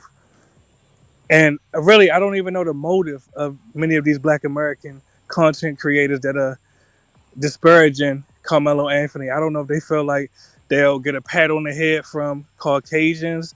I don't know if they feel like since their pages are monetized, they'll receive money from doing it. But no, it, they're just putting blinders on, and then I know which ones you're talking about. I had played a clip of them. I think it was a couple of days ago. I already know which one you're talking about. And so how does it benefit? And you might have the answer to this. it How doesn't. does it benefit black? Yeah, exactly, No, it does it not. doesn't.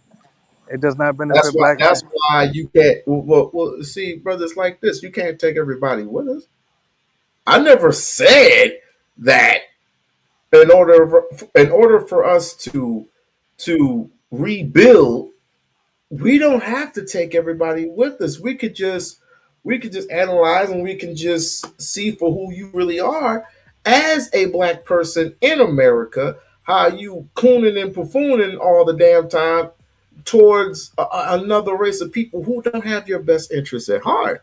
So the only thing we have Yeah. to do is we just have to push you to the side and say, okay, you go over there, Candace Owens. Which, by the way, did you know that she is not Republican anymore? She is Democrat.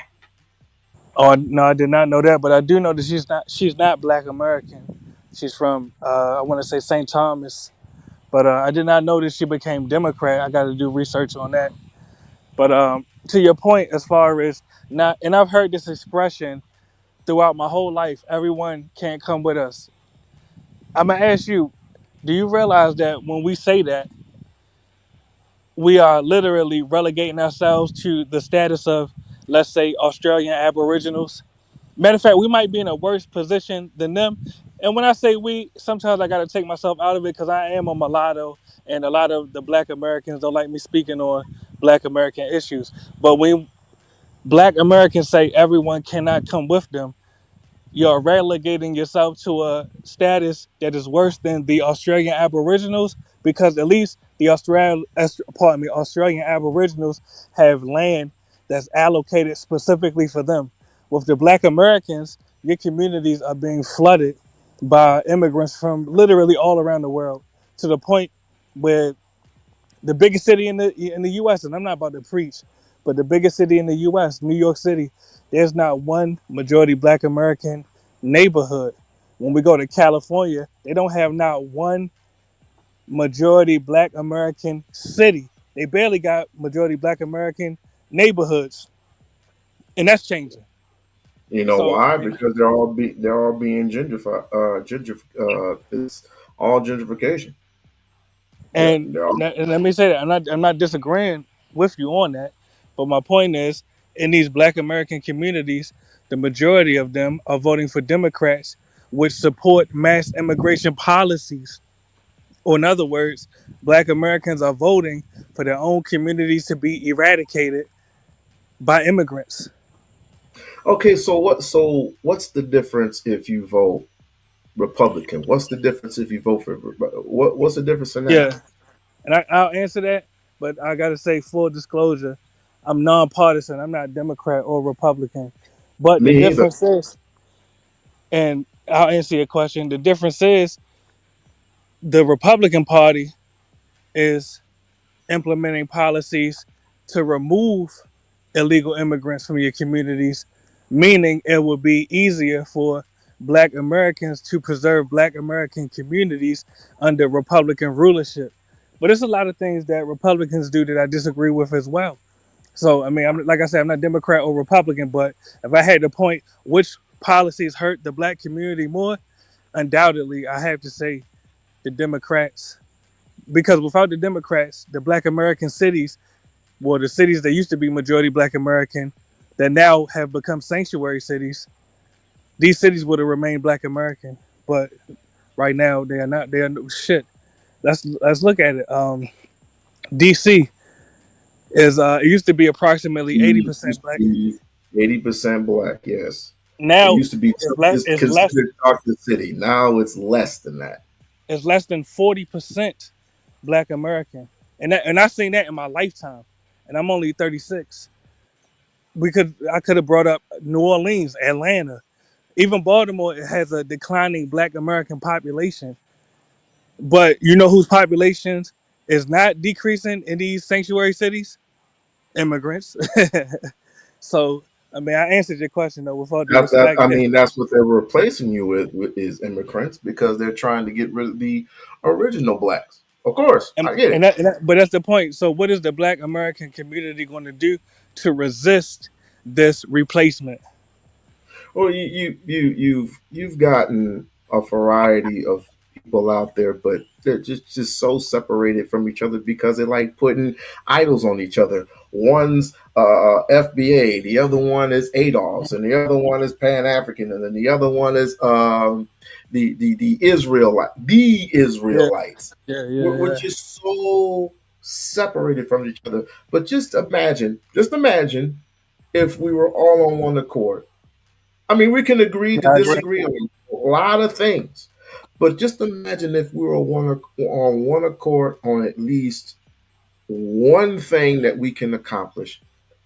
we can accomplish, we can just not destroy white supremacy overnight because white supremacy is global, but we can do something to benefit Hmm. our people with one or few things that we can fucking agree on. I agree. But I agree. but And because of this, because of these Pacific policies and Trump signing all these executive orders, it's going to be hard now. It's well, going to let me be hard say this. Some of saying the that we can't do well, something with ours. and I apologize for cutting you off. This is your platform, but I have to make this point. Some of those executive orders that Trump is signing will benefit Black Americans. I give you one for example. When Trump voted to stop the 14th Amendment from applying to illegal aliens and the children of illegal aliens, that benefits Black Americans because, once again, if you allow literally the millions of illegal aliens that have come into the U.S. to have U.S. citizenship, that means that they can vote. And if they can vote, that means that the Black American vote is demographically disempowered because you're outnumbered by Mm, Latinos and shit. Even Asians in the U.S. have a higher population growth rate they wouldn't than Black even need your vote. Americans. You're right. They wouldn't even need Right. your vote. So that's the thing. I'm not, and I started by saying this. I'm not partisan. I'm not Democrat or Republican. I'm policy driven. So any policy that benefits descendants of U.S. chattel slaves, that's what I support. Whether that's a Black American or a mulatto American, if the policy benefits descendants of United States chattel slaves, that's what I support. So but and like I said, I didn't come up here to keep preaching, but really, see, as a You're doing mulatto, fine to me. I appreciate you saying that. And as a mulatto, I could say this, and when I say this, I'm not being disrespectful.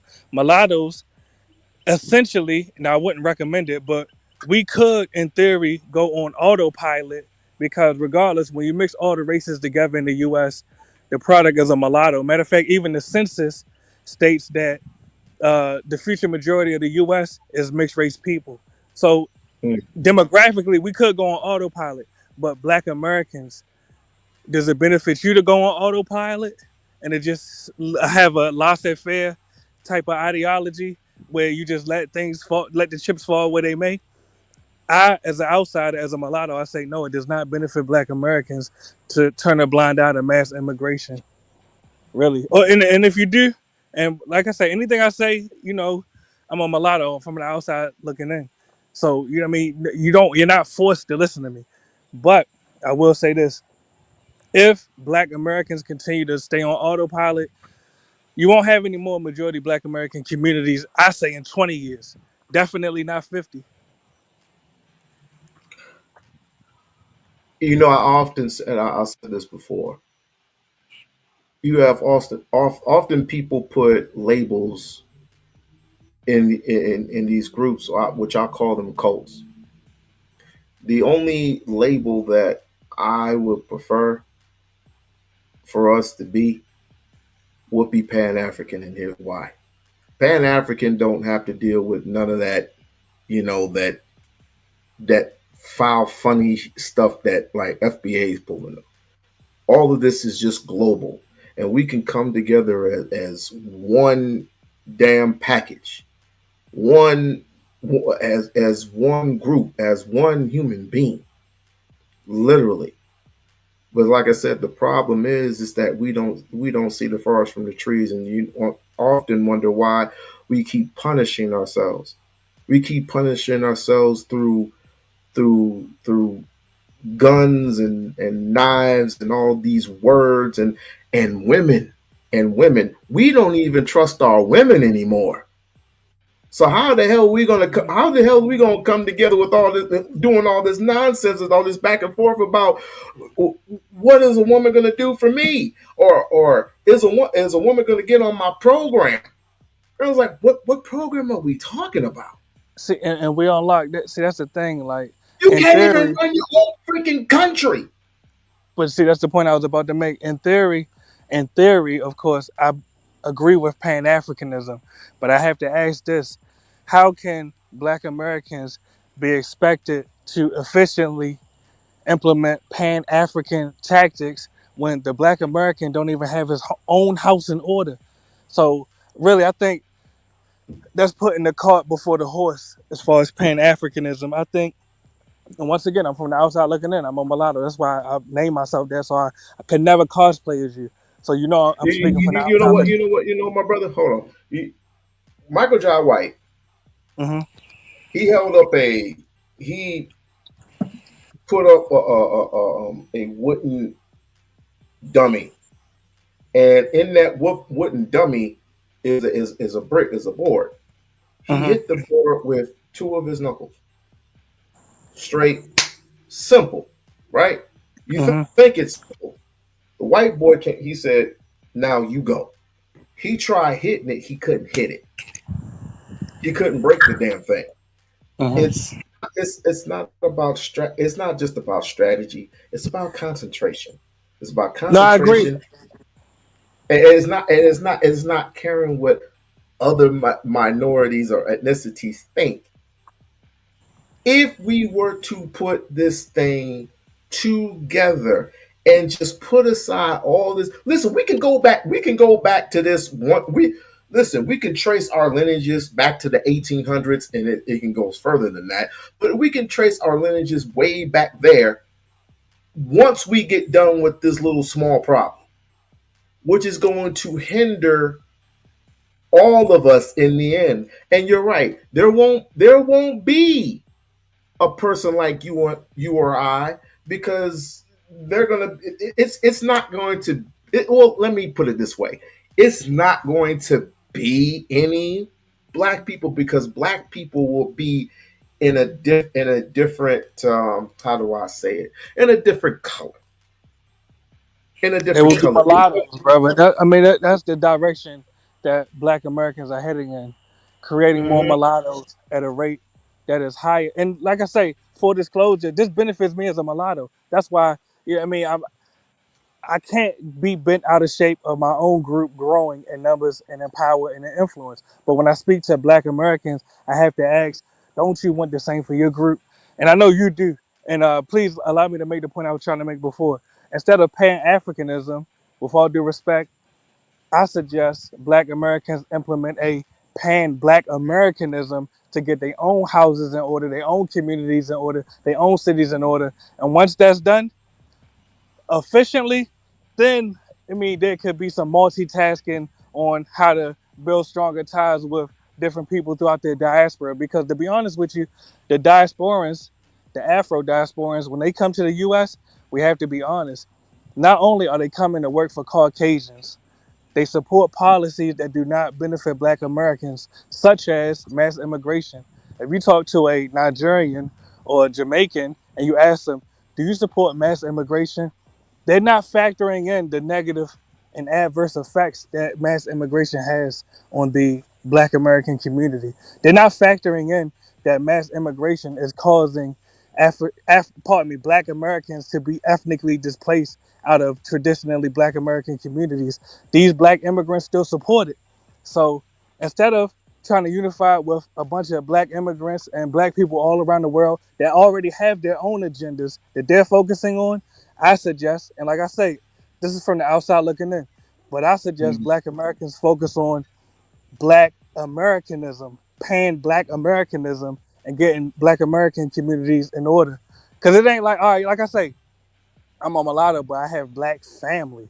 I come from Black ancestry, even though I don't even like the word Black, but when I say Black, you know what I mean. So I don't want to see Black communities eradicated. I don't want to see Black Americans be relegated to a permanent minority status.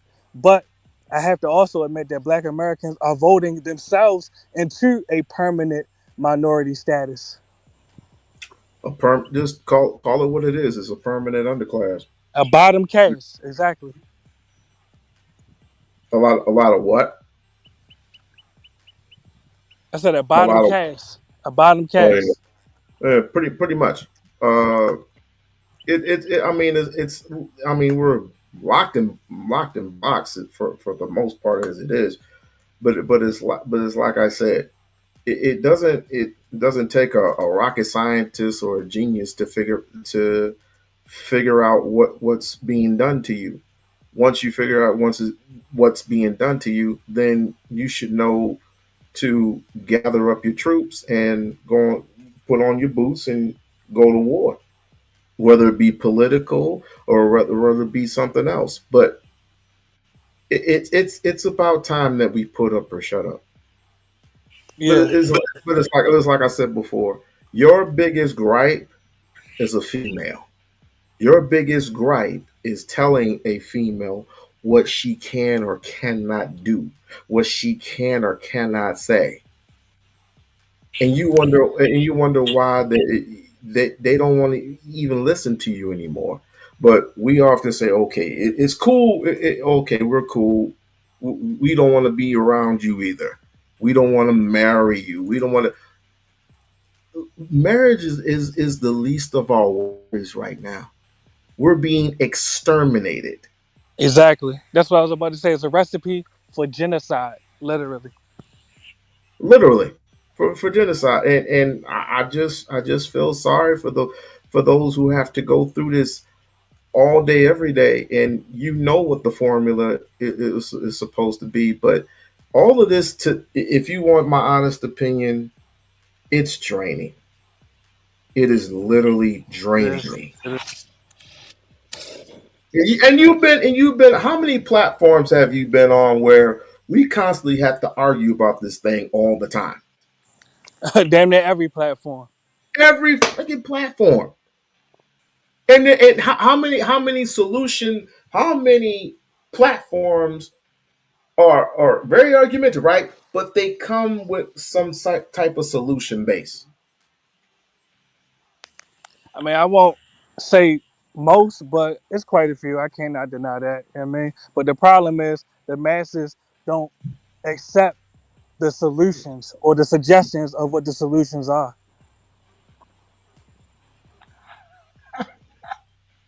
And please let me say this before I drop down. I appreciate you having me up.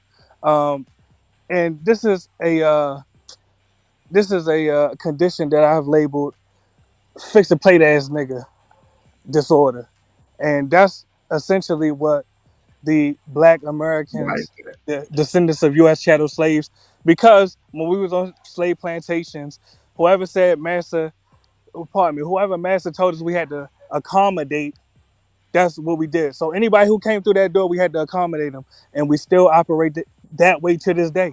So if it's an illegal alien from Chile, Guatemala, Somalia, China, etc., we as descendants of U.S. chattel slaves, we feel like, all right, well, we gotta fix the plate for them.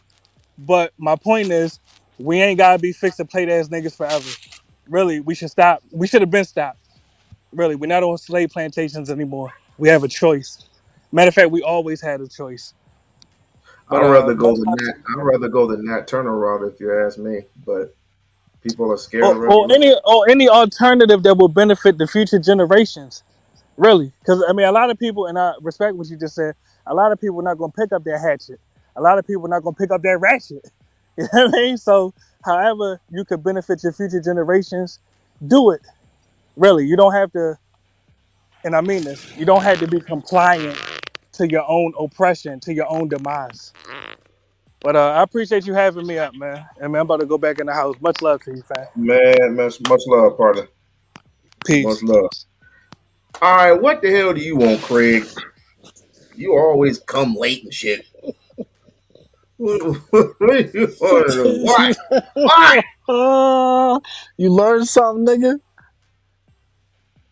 From you? No. Nigga, from him? He just told you this shit, nigga. Did you learn something? Okay, I learned something from one brother. Well, we can't learn multiple things. I'm Oh I'm wow. talking about he said everything that I've been trying to tell your goofy He ass. I've been knowing him before I knew you, so I know what his lingo is. Yeah, that's cap. No, I, That's I that's have cap. I have known him before I've known you. Nigga. Hmm. So But you've that been ain't the making point. That ain't videos. the point. So That ain't you've the been point. making videos before 2019, 2020? How long have I known you? What, 3, 4 years? Exactly, nigga. Exactly. Stop the cap, nigga. Exactly. Exactly. What are you talking? Nigga, I remember when the sector started, bro. He wasn't in our And you sector, came up dude. out of nowhere. Nigga, Dude, he wasn't in. I've been in the We. sector He, since the beginning, you've nigga. been in one sector that I've known you for, but that's beside the point. Well, okay, what are some of the things? What are some of the like things I that said, you you probably agree on? do. You probably do. I'll give you that. You probably do. Who knows? He's been Okay, you agree with everything that he said. Could you share with the remaining audience what you do agree on, what you disagreed on? Go ahead. Go ahead. You got the floor. nigga, he told you everything that I've been trying to tell you guys. Which is Everything. what? Quit addressing me and address the audience. What? Okay. He told you about the Democrats.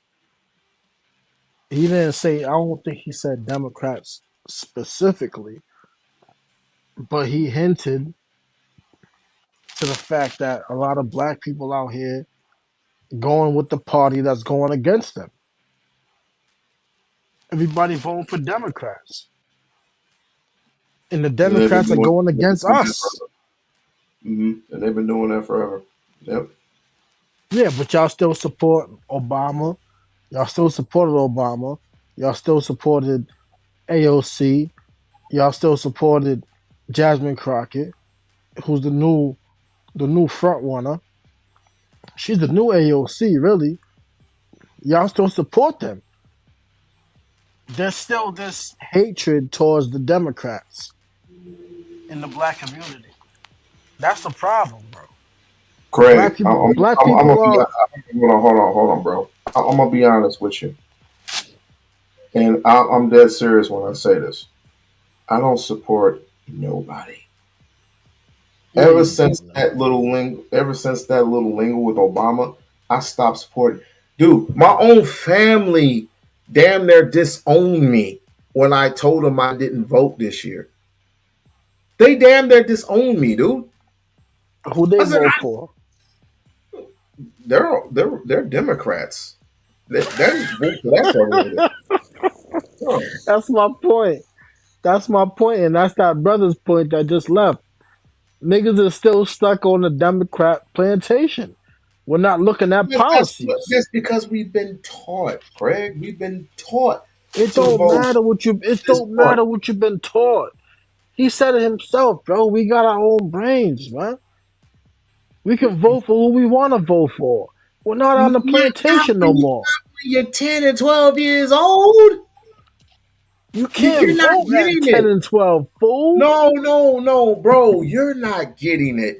You're not the one that sat on the fucking dinner table Thanksgiving, even though I don't believe in none of that shit now. You're not the one that sat on the Thanksgiving table and you told your relatives that I'm not voting because I don't specifically like this guy. I got threatened, not threatened. I was told that I had no right. I was in the wrong. People died and fought for a right to a right to live and vote for our country. We were told to hell. It's like when I got older, I said, no, you were being forced into the front lines, sir, ma'am, to die for whose rights? Not yours, because when they let you go, you still didn't have any rights.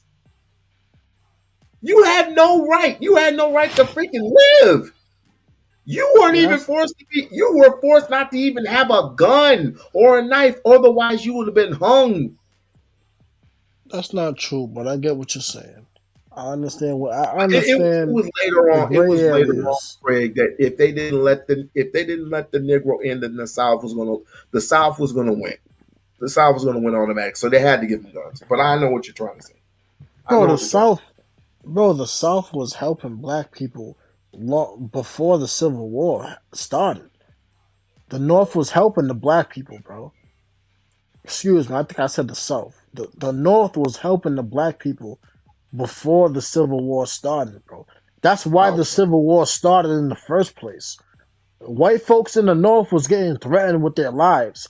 If we catch you helping a black person fleeing from the South, we're killing you.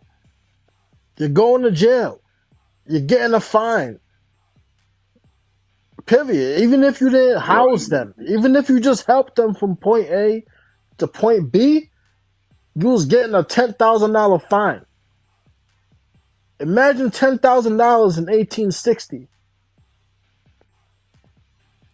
To put that together with today's money, exactly, nigga.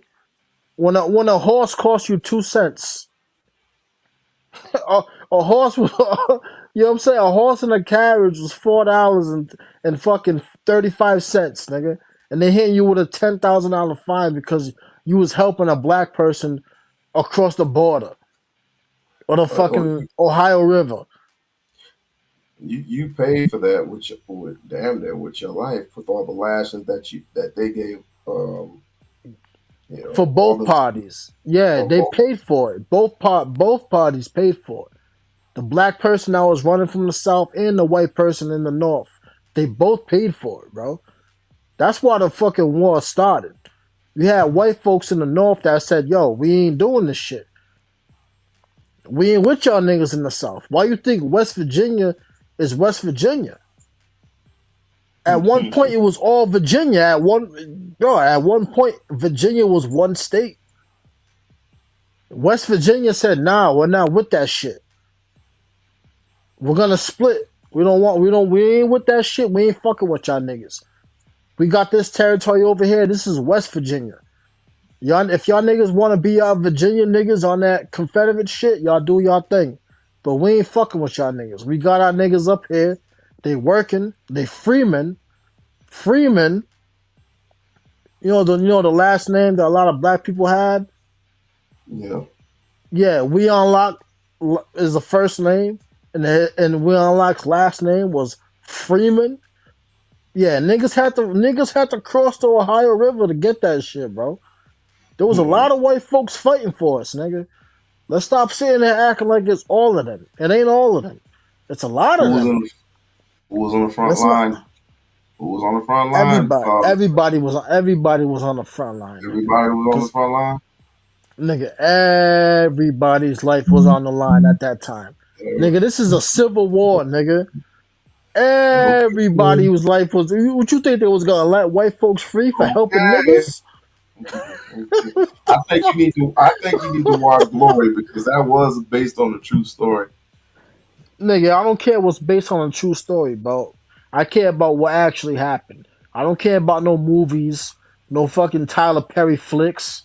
I don't give Now, a now fuck I, about I none of do that I do goofy admit, shit. I do agree with you that The fuck? Hollywood does spin a narrative. I do agree with you. This nigga ran straight to movies. Now, like Uncle Tom's Cabin. Uncle Tom, what did Uncle Tom do on the Ohio River? Put the right satchels in the bag according when it was time to To weigh the cross? bags. No, when it Yeah, was time. No, when it was time to cross the river. Uncle Tom was on the other side of the river, waiting. He knew all the white folks on that side of town that was racist up in the north. And when the time was clear, when all those white folks was cleared out and they wasn't around no more, they went to bed, they was with their families, whatever, Uncle Tom would put the lantern out on the window to let the slaves know across the river it's time to cross. It's a safe time to cross. And once the slaves crossed the river, they made it to Uncle Tom's cabin, he would help them cross into Canada. That's I Uncle agree Tom's with you. cabin. I agree with you on But that. But you, he but also you put niggas, extra hold on, satchels. but you niggas want to call niggas Uncle Toms though. Like Uncle Tom was the bad guy when he was Yeah, helping niggas escape. I had to remind motherfuckers today, just like I had to remind Hotep today. I was like, stop calling people Uncle Toms. It's Sambo. Nigga, Sambo's bitch.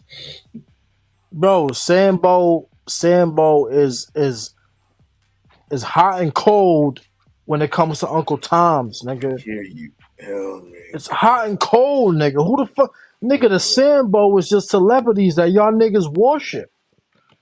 That's the Sambo. Why you keep putting y'all in there? I put y'all because y'all part of the group, nigga.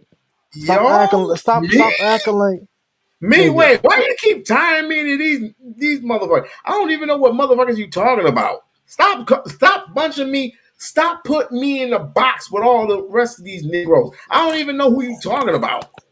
Bruh, What the fuck is you talking about, bro? I you don't run talking nobody about but me. There are a few people, especially here in this sector, who will obviously say, "Yeah, I am in an agreement. I'm in an alignment with you." The rest of them, I'm not in alignment because you know what they tend to do? All they do is argue all day, argue and fuss and fight and talking about somebody's mama. I'm not with that crowd anymore. I don't want to be. I said, we got other things to worry about other than who's right. It doesn't matter who's right or who's wrong. The thing about it is, can this this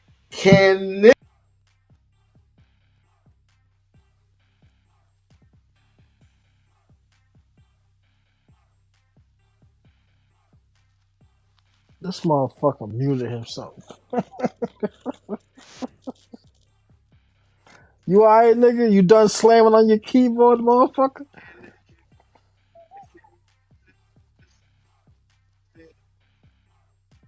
Nah, it's the cord. It's the cord that keeps fucking up. But can this specific thing be fixed? Yes or no? And I always get the yeah, but our women keep our women this, our women that. I was like, what does a woman have to do with all this? You want her? Wait, is this the same woman, right? You want her to stay home, right? Is it you want her to stay home or you don't want her to stay home? You want her to work, you don't want her to work. Which one is it? Which one is it? We You can't don't. have a simple You don't solution. have. You don't have the patience to understand the situation and what's going on with our women, bro.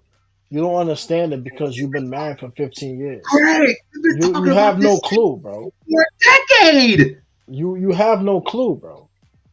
You have no clue what's going on between black women and black men today. You have no clue, bro. You've been out the Yes. game for so long. Nigga, this you like a nigga that came Oh, out of jail are after you doing talking about in the 15 form of dating? years. Are you talking about in the form of dating? In the Or form of dating. That's a big part. There's more parts to it, but that's a big part of it. You have no clue, bro. You're enlighten not me. you're not I don't have to enlighten you. You've seen all the videos. You just refuse to accept it. That's on you. If you and your wife divorced tomorrow, and next week you got back into the dating market, you would understand exactly what these brothers are saying. But since you come home from work and you come home to your wife and your kids in your cushy situation, you have zero idea what you're talking about, nigga.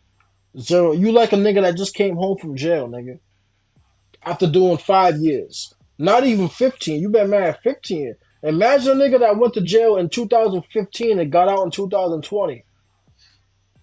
A nigga that got locked up in 2020 and came home in 2025, bro. Last week. I seen it. I know niggas that been locked up. They came home like, damn, what the fuck? Like, yeah, nigga, this shit ain't like it was before. It's only been 5 years, nigga, but On nigga, the this shit's outside. different out here. Mm. Exactly. You on the outside looking in and you have no clue what's going on right now. Zero. Imagine that. You've been married for 15 years. I'm talking about niggas that I know that been locked up for fucking 65 months. Niggas did 5.5 years, 8 years. Nigga did 70 months. Came home like, what the fuck? Like, yeah, nigga, this shit's different, nigga. That store ain't there no more. Nah, they moved Oh, that over there. You know what I'm saying? It's a shop, bro. nigga, you filibustering. What do you want? What is it that you Nigga, want you from a don't woman? you Total nigga, package, the whole nine. What do you want from a woman? Well, that's irrelevant, nigga. We're talking about No, people no, as a no, whole, no, black no, people as a no. whole. We're talking about what I want from a woman. Oh, What, oh, nigga? my bad. We are the world. My bad. My bad. What do you want from women? Period. What do you want from a woman? Period. Chocolate, vanilla. Nigga, it ain't got. What did he say? Hold on. What This did he nigga, say? this What did nigga said we are the world. hold on. Hold on. What did he say? No rice, no spice, no ice, no sand. What do you want from the sand? What do you want from the rice?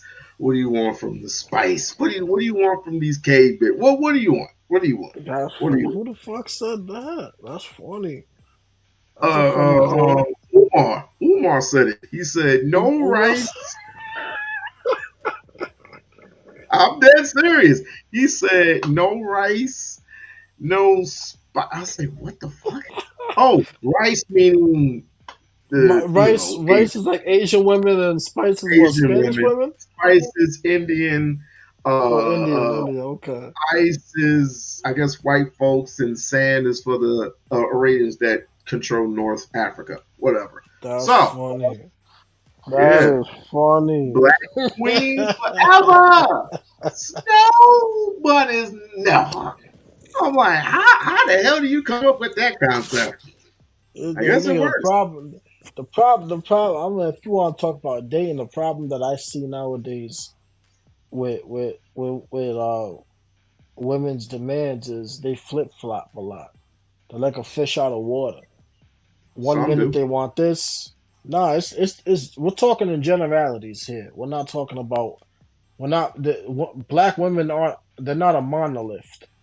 That's what I try to tell you that black women aren't a monolith, but if you got 80% demanding a certain thing, you're gonna see 80% of them out on the streets when you're out here dating. The other 20% are most likely married, so they're off the market. So you're dealing with the 80%.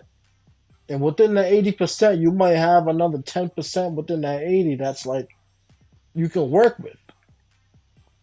So I think what you're trying to say is like what do men want from them? And a lot of what you're watching, because you like to watch all these channels that they just sit there and argue about what they want and what women do and this and that, which is valid. The numbers support it, and the Hmm. videos support it. The Reddit support it. The TikTok support it. The Instagram Reels support it. The YouTube supports it. They're asking for shit that doesn't make sense. They're asking for men to pay for 100% of their bills. How's a man gonna pay for 100% of their bills when only 10%, only like 10-15% of men, all men of all races, can afford to do that? Um, That doesn't make sense, bro. normally, Do and you I'm just pay for I just 100% of your bills in your household? a, a, 100%? a lot of I was gonna say a lot of Negroes proclaim that they pay 100% of the bills in their house. That's what they claim. And as Nah, long as they you're getting, they. I swear, I'm not lying. I'm not lying to you. I Nah, am I'm not not saying lying. that you're lying. I'm not saying you're lying. I'm saying that the numbers don't match up, bro. The numbers don't match up. We know who makes what, bro. So if Yeah. if if we only have 10 to 15% of all men who can afford to pay 100% of the bills, how are 70 to 80% of black women demanding, or even let's just say 50% of black women are demanding that the man pays 100% of the bills? Mathematically, it doesn't make sense, bro. It's impossible. That's So why you I don't asked believe you. So what? so you don't believe in 50-50. Bro, I believe in numbers. Yeah. Most But most you know most what I mean. black women listen. I know what you're saying, but I'm telling you, I believe in numbers, and the numbers say that the majority, which is at least 70% of black women, are gonna have to go 50-50. Period. They're gonna have to, And you know, I agree. But but they don't again, want to. They don't want no, to. no, because you got these dudes up in here and say, I don't want my woman to work. Get on my program. So the Because woman gets on. because yes, you're right, because they can afford it. They can afford it. They're making like 200,000, $300,000 a year. So they can afford to pay for all the bills. But they don't want a woman that's gonna sit there and try to bully them around. If they're making the money to be able to afford all the bills and she don't have to work, she has a car that she can drive, insurance paid for, the car's paid for, or the bills are paid for. Yeah, of course you're gonna have to get on his program. He's the one that made the lifestyle for you available in the first place. What do you think, you're gonna sit there and bully him around and tell him how he's gonna spend his money? No, he's doing you a favor. He's making your life easier. He's giving you the soft life. How And does it make that's sense for a woman to come into a man's life and try to bully him around like, oh, okay, you make this amount of money? Okay, I need this, I need that. Come on, man. but That shit don't there are make women sense, bro. who do submit to that type of a lifestyle because they don't want anything else but Bro, most women for a don't man want to work. Don't, bro, keep it real, bro. Keep it real. I understand how women are. to They don't want to percentage. work. They don't want to work the way they're working right now, Well, bro. Keep okay, it well, real, okay. dog. Instead of like not instead of talk. Why did I say instead? Um, you talk to me 90% of the time. Why not you go on these other platforms and you tell them your perspective and see what they say? See what they say. It's like they had one time they have man's panels up there every single Thursday. Tell them your perspective. The only thing is you had to come on camera. But Yeah, but listen, that for me, bro, I seen every channel that you went to. I seen them at least once. It's no. That's nothing. from Craig, what you Craig, see, from what I've seen, for from what I've what seen. you've seen and what I see, it's nothing compared to high, high earning manosphere people. High earning. Like you cannot ask them a question. You cannot go up on their platform unless you're paying like 25 to 50 to $100. They're not going to even read your question until you put a cash app in, and no more Yeah, than why would I $20. do that? Those are the people here who can tell why, the truth. why the I'm fuck would I do not that? making none of that up. Yeah, why I'm the not making yo? that up. You can ask Darrell. They are not going to read your question unless there's a 20 attached to it. Yo, Then they'll I'm not denying that. I believe you. I 100% believe you. I just saw a Discord today. Somebody talking about $50 a month for his Discord. Nigga, I laughed and hit the X button on my phone. Said, nigga, I ain't paying you $50 to be in a group chat. The fuck is wrong with you, nigga? Like, I know what I know already. that almost sounds like Anton. Like, bro, like, yeah, like Anton probably got the same shit going on. I mean, I don't know. I never checked his shit out, but He gives you discounts though. I don't care about discount, nigga. The information is free. I don't have to pay anybody to know. Bro, I, I'm not even gonna get into that, but bro, I there's no reason for me to pay anybody to be in their Discord, to be in their private chats, to be in their just to give you programs, whatever. You know that what I'm saying? learn Get the fuck. online or Yeah, get go the through. fuck out. You can, the fuck, Yeah, you can lick my nuts, nigga. I ain't fucking paying for none of that bullshit, bro. The fuck? Unless you know what I'm saying? Like, what the fuck, bro? Like, I got unless I'm paying for like a actual not even like a chat, but like some type of, like a super what they chat or call that? something. A Nah, not a super super, not a super chat. They call it a different name, but it's like for like people who are in business. who are like they call like kind of like a good old boys club. Oh, You know what I'm oh, saying? Like once you join one of those good old boys clubs, you get access to certain people who can actually make you money. You know what I'm saying? But that's like high level shit. That's like 50,000 a year, yeah. $100,000 a year. You know what I'm saying? That's like big shit. But you're actually getting something out of it. Joining one of You these, get buck in return, right?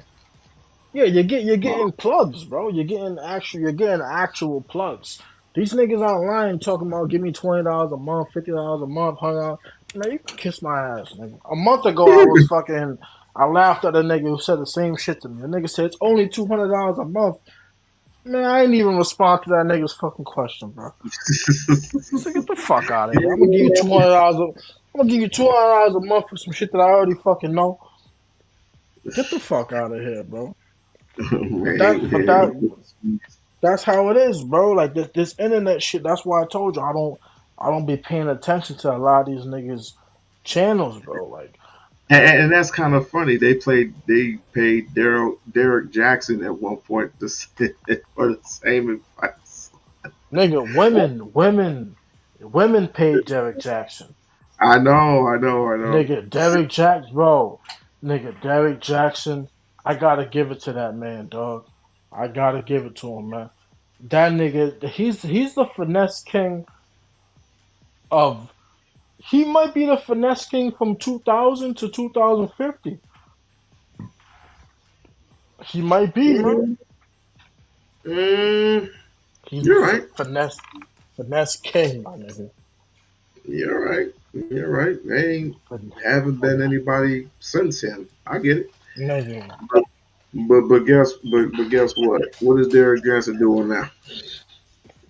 He's still living the same life he was living when he was finessing all them goofy ass bitches. He's still living the same life, nigga.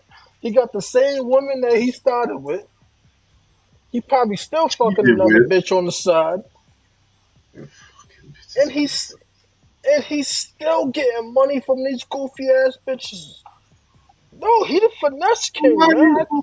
why are you blaming them? Why are you not blaming him? He can't keep it. He can't run. Nigga, I can't. I'll tell you why. I'll tell you why. Because when I first heard Derek, there was a point when he was getting so much traction that people were making videos about him, right? Mm, And these videos about him was from men saying, "Y'all women need to stop following this dude." It was of men telling other women, "Stop following this nigga. This nigga's lying to y'all. He's a fraud. He's a fake. He's this. He's that." Nigga, you let time go by, it all came true. That's why I blame the women because they refused to accept that this nigga was a fraud because he's telling them what they want to hear. When you got men saying, "Yo, don't," it's like you having your sister. It's like you having a sister and you're telling your sister, "Don't fuck with this nigga, bro. This nigga's a fraud.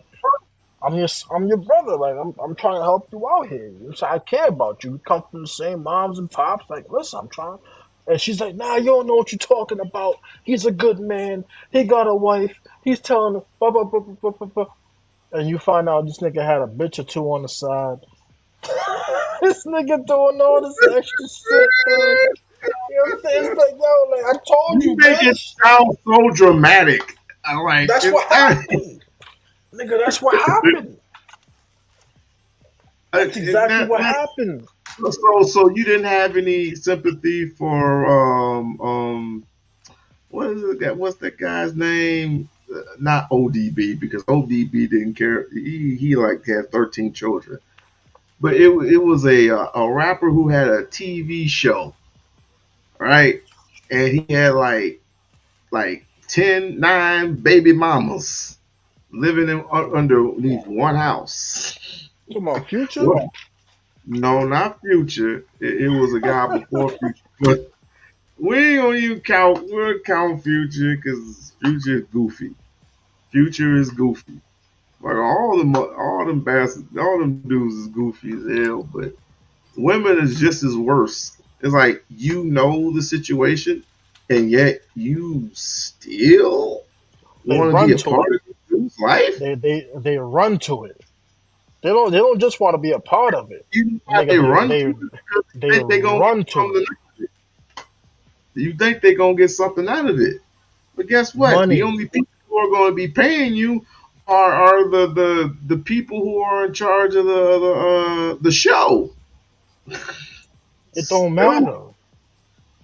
That don't matter. It's the mindset that you're refusing to accept.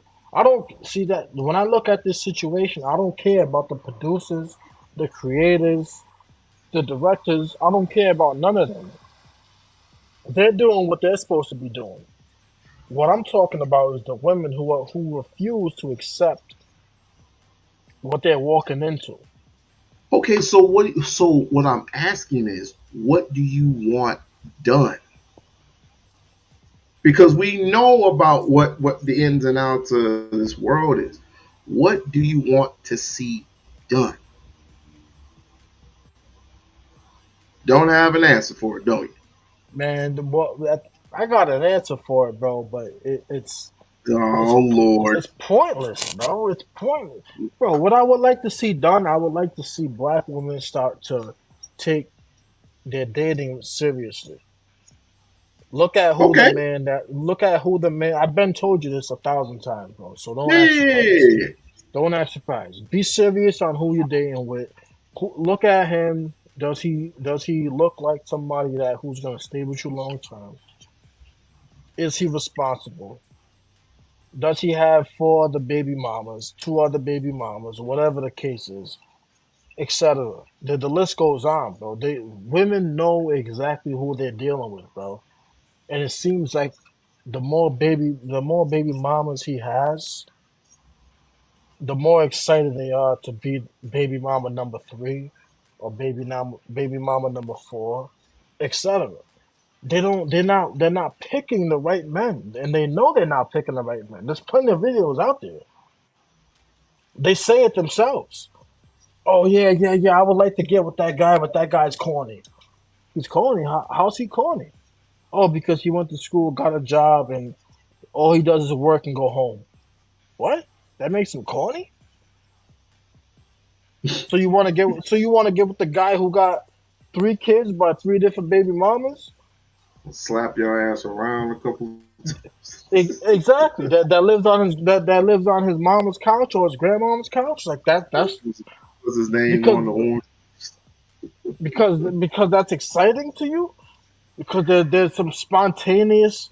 There's What, a spontaneous. What the fuck? what do you think about this? What do you think about this? It's like, you ever heard of a woman having a roster? Oh yeah, Oh God. they Oh stay with they God. stay with a roster. Man, Uh, listen, the only they reason why I have a roster is because I do not trust the first person I went on a date with. Even though I'm not having sex with her. bro. These women out After here the stay third with a time, roster, dog. They stay, boy, bro. I'm telling you, if she looks good, if she looks real good, like you, like damn, she makes sure that she spends more than she makes on her appearance. She got a roster, man. She got a ca- roster. case in point, the football, the wide receiver for the Kansas City Chiefs. I had just read on that. Uh, you know what I'm talking about, but he The rookie, potentially, yeah, the rookie. He ended up, marrying the girl, and she ended yeah, up just playing him all the way through. yeah. And when it was time for her to go, because he ended up hiring a private investigator, and boom, she got caught. And when she got caught, ain't no wrath like a woman scorned. Mhm, mhm. But Yeah, how many that how happens many all of the time. those how many of those happen. How many of those in a lifetime happen? It's like, to me, I might be naive about it, but it's very minority-ish at Nah, this point. it happens. It happens all the time, bro. It It, happens all the it, time. it happens all the time, bro. You just like you said it. You said it yourself. You're just naive to it. You don't know, bro. You're not in the game. You're out the game, bro. You wouldn't know. We in the Well, game. You don't well, think one, you don't. well, one, What the fuck, well, nigga? one. You got no I clue, wouldn't. nigga. But if I were to get a divorce, I would automatically just go out there and look for another. No. First of all, I need to heal. I need to freaking heal. That's the problem with most relationships. They just get out of relationships that they done got their little coochies being torn up and shit. Uh, they don't have a process to heal themselves. Bro, Let alone they tell don't other care, people bro. You you seen need you seen the to heal. situation? Let's talk about healing. Since you want to talk about healing, you know you ever seen the show Sister Sister? Yeah, You remember the sister Tia? Tia and Tamara. Yeah, yeah. What about? Yeah, you know what happened with Tia, right?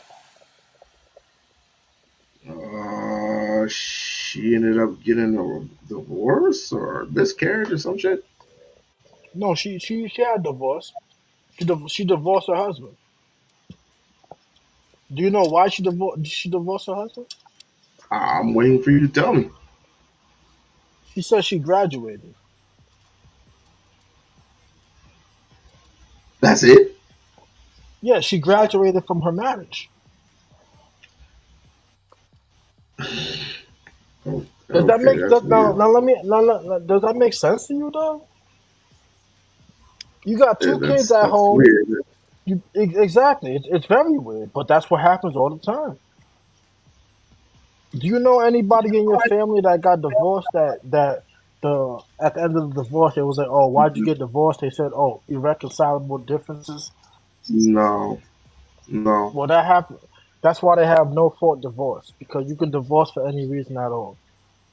And do you know why divorces happen the majority of the time? Hmm. Irreconcilable differences. It's not because he was beating on her. It's not because he was cheating. It's called irreconcilable differences. That could Reconcilable. mean that could mean anything. That could mean they use the excuse all the time. Oh, we just grew apart. Yeah, we were married, but we grew apart. Now give me half your shit. Now Not if you let know. me get that alimony check. I need Not child if you support don't. and I need alimony. Guess what? I'm gonna throw you a secret. I never signed any papers. What? Do you like Bingo. Lennon? Do I like living? Nigga, I said, how you talk about? No, I said you like Lennon. No, no, no, no. Whatever. Nigga, how you ain't I'm signed no I'm papers and you married. married? I have a ring, nigga. I haven't seen his ring. That nigga Lennon ain't fucking married. Stop it. Stop. But yo, I didn't sign no papers. And knock on wood, we're still here. I mean, of course, she could have divorced me years ago. And she could have went I on know. on the other side. But she And stopped. let's keep it real. Would she have a valid reason for divorcing you years ago? Yeah, yeah, she would. E- She would. exactly. That's why I keep telling your goofy ass, nigga, you lucky. Look, Enjoy your life. There's niggas out here that done risk everything.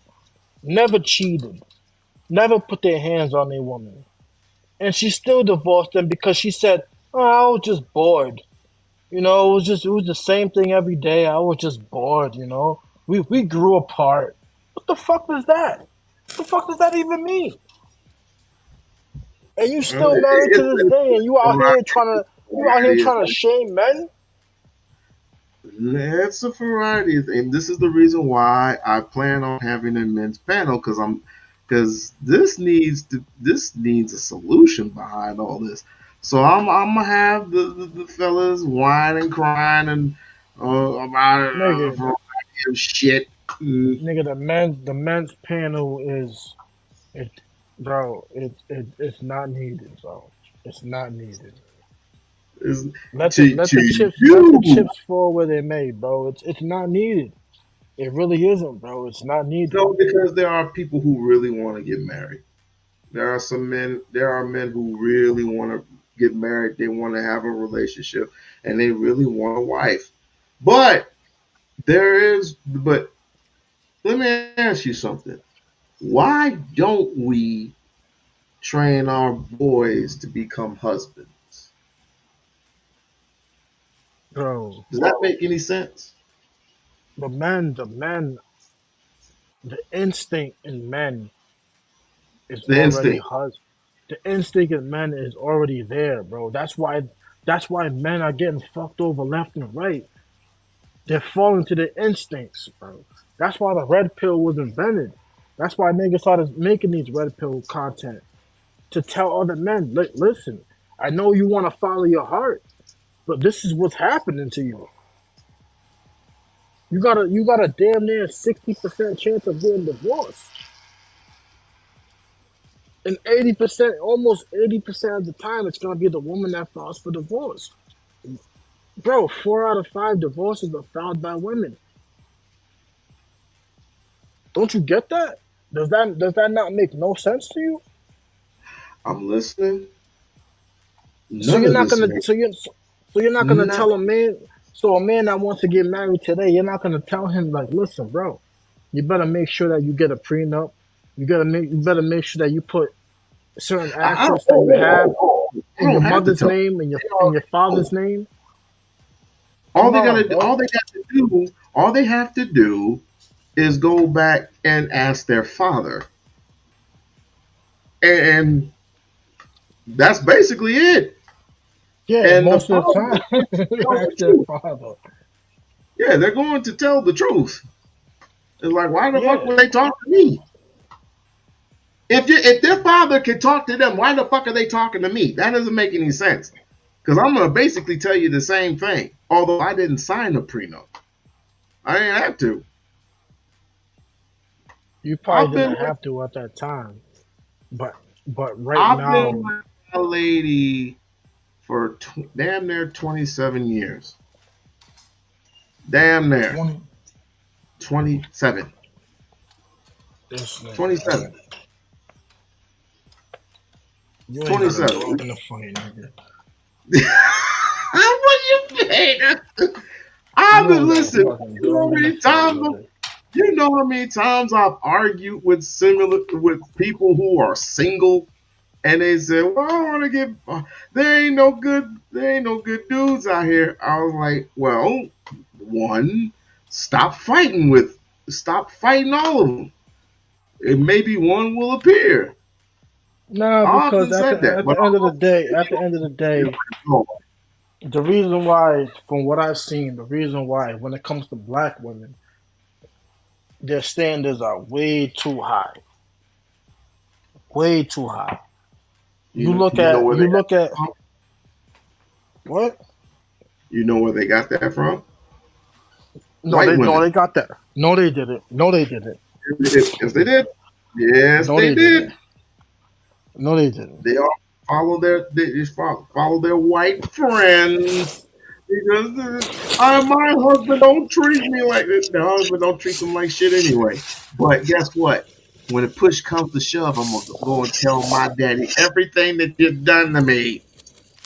But I need this time for you to vote. I need to vote for because I need equal rights. Nah, nigga. If you would stop, From what I've just fuck. seen, just like I'm gonna use your strategy. Look at the eye test. Mm-hmm. You got a bunch. How many times have you seen? I grew up around a lot of different races, right? Hmm. You'll see some woman of another race, and she's very, very, very attractive. You Hmm. look at her man, and it's like she's with this nigga. Like, like, damn, this nigga. Like, I'm just saying, this nigga looking like he's 7 months pregnant, 5'7". It looks He's like Mick five. Jagger. Yeah, but she's still with him, and they got 2 kids that they with. That's over there screaming in the aisle while I'm grocery shopping, and I'm like, damn.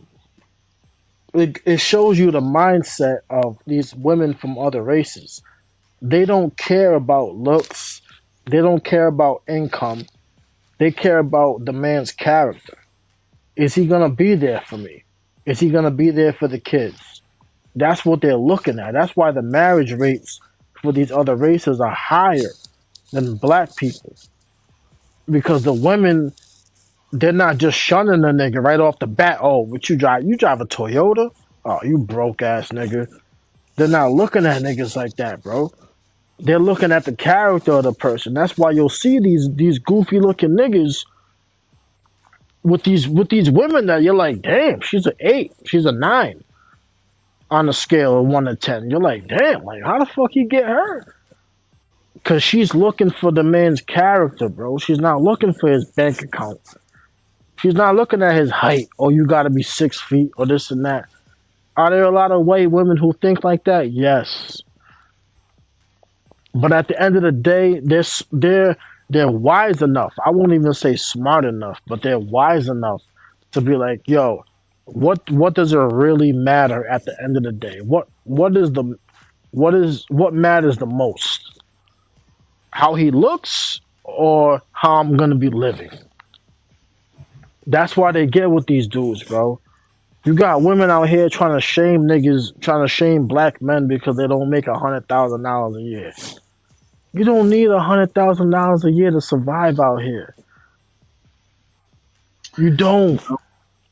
No, but you have to make a significant amount, say around 50 or 55 at least.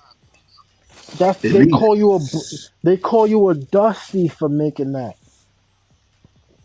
I don't give a fuck what they call me. It don't matter. It gets cold in the wintertime. It's summertime You're now. talking about you. See, you're talking about you. It's not about you. I'm not. It's not I'm about not you. men. I'm not It's men because I'm married. You what know, I'm most of saying those is different on the panel, half of them are married. what I'm trying to exactly. That's my point. It's not about you. It's not about me. We're talking in generalities, like I said earlier. We're Correct. speaking I'm in aware. generalities here, but we're not talking about me and you. Keep me and you out of it. Let's Okay. talk about your son in 5 years or 10 years. I don't know how old your son is, but if your 10 son is years he's old. 10, okay. So let's talk about your son in 15 years. If he's not making $1 million a year, these bitches gonna look at him like he's a bum, and he's fresh out of college trying to find his way. And you got 22, 23 year olds out here talking about, oh, he got to do this for me. You got to pay for my nails. You got to pay for this. Like what? Just to get you a woman that looks good. You tell me I gotta He'll, fucking I gotta make how much? Like what the fuck, nigga? he'll That shit be don't make no fucking sense. he'll be ready. He will be ready. I hope so, nigga. I hope so. I hope. Ain't no that he will. But right Man, now, just doing homework, and after his homework is done, we read, and after he's done reading, he well after he submits his homework, and then he starts reading, and then after that he can play with whatever he wants. He can do whatever he wants. He wants to play video games, let him play video games. He wants to watch a movie, I will let him watch a movie. But business comes first. I agree. I ain't got no arguments on that. I agree 100%. He need to focus on them studies, and you need to let him know.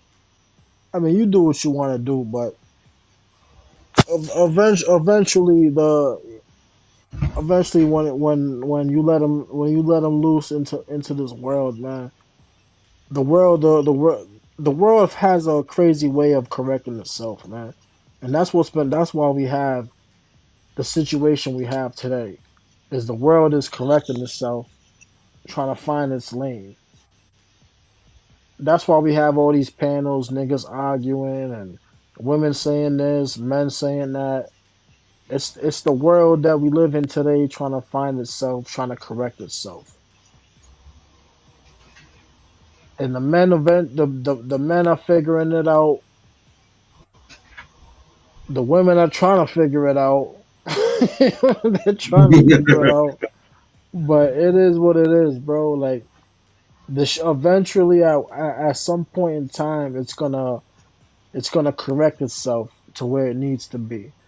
And it's starting to happen slowly but surely. But it's still gonna take some I do years. see, I do see that. Yeah, it's correcting And, itself. It's correcting but itself. at the end of the day, it's a mess, but we figure it out. I'm about to get off of here and I'm about to go to bed because I got to get up in the morning. But Alright, uh, bro. yeah, appreciate you, bro. Not no Appreciate you. down, man. Take it easy, man. I'll talk to you. All right, man. Alright, well, And this includes another edition of the We-On-Loc Nation channel. I gotta, I have to tell you, it's not easy. It's not easy because you're dealing with a whole bunch of scandalous shit. But we have to make a decision. In 2025, do we want to be the sheep or we want to be the wolf? I'll leave that up to you.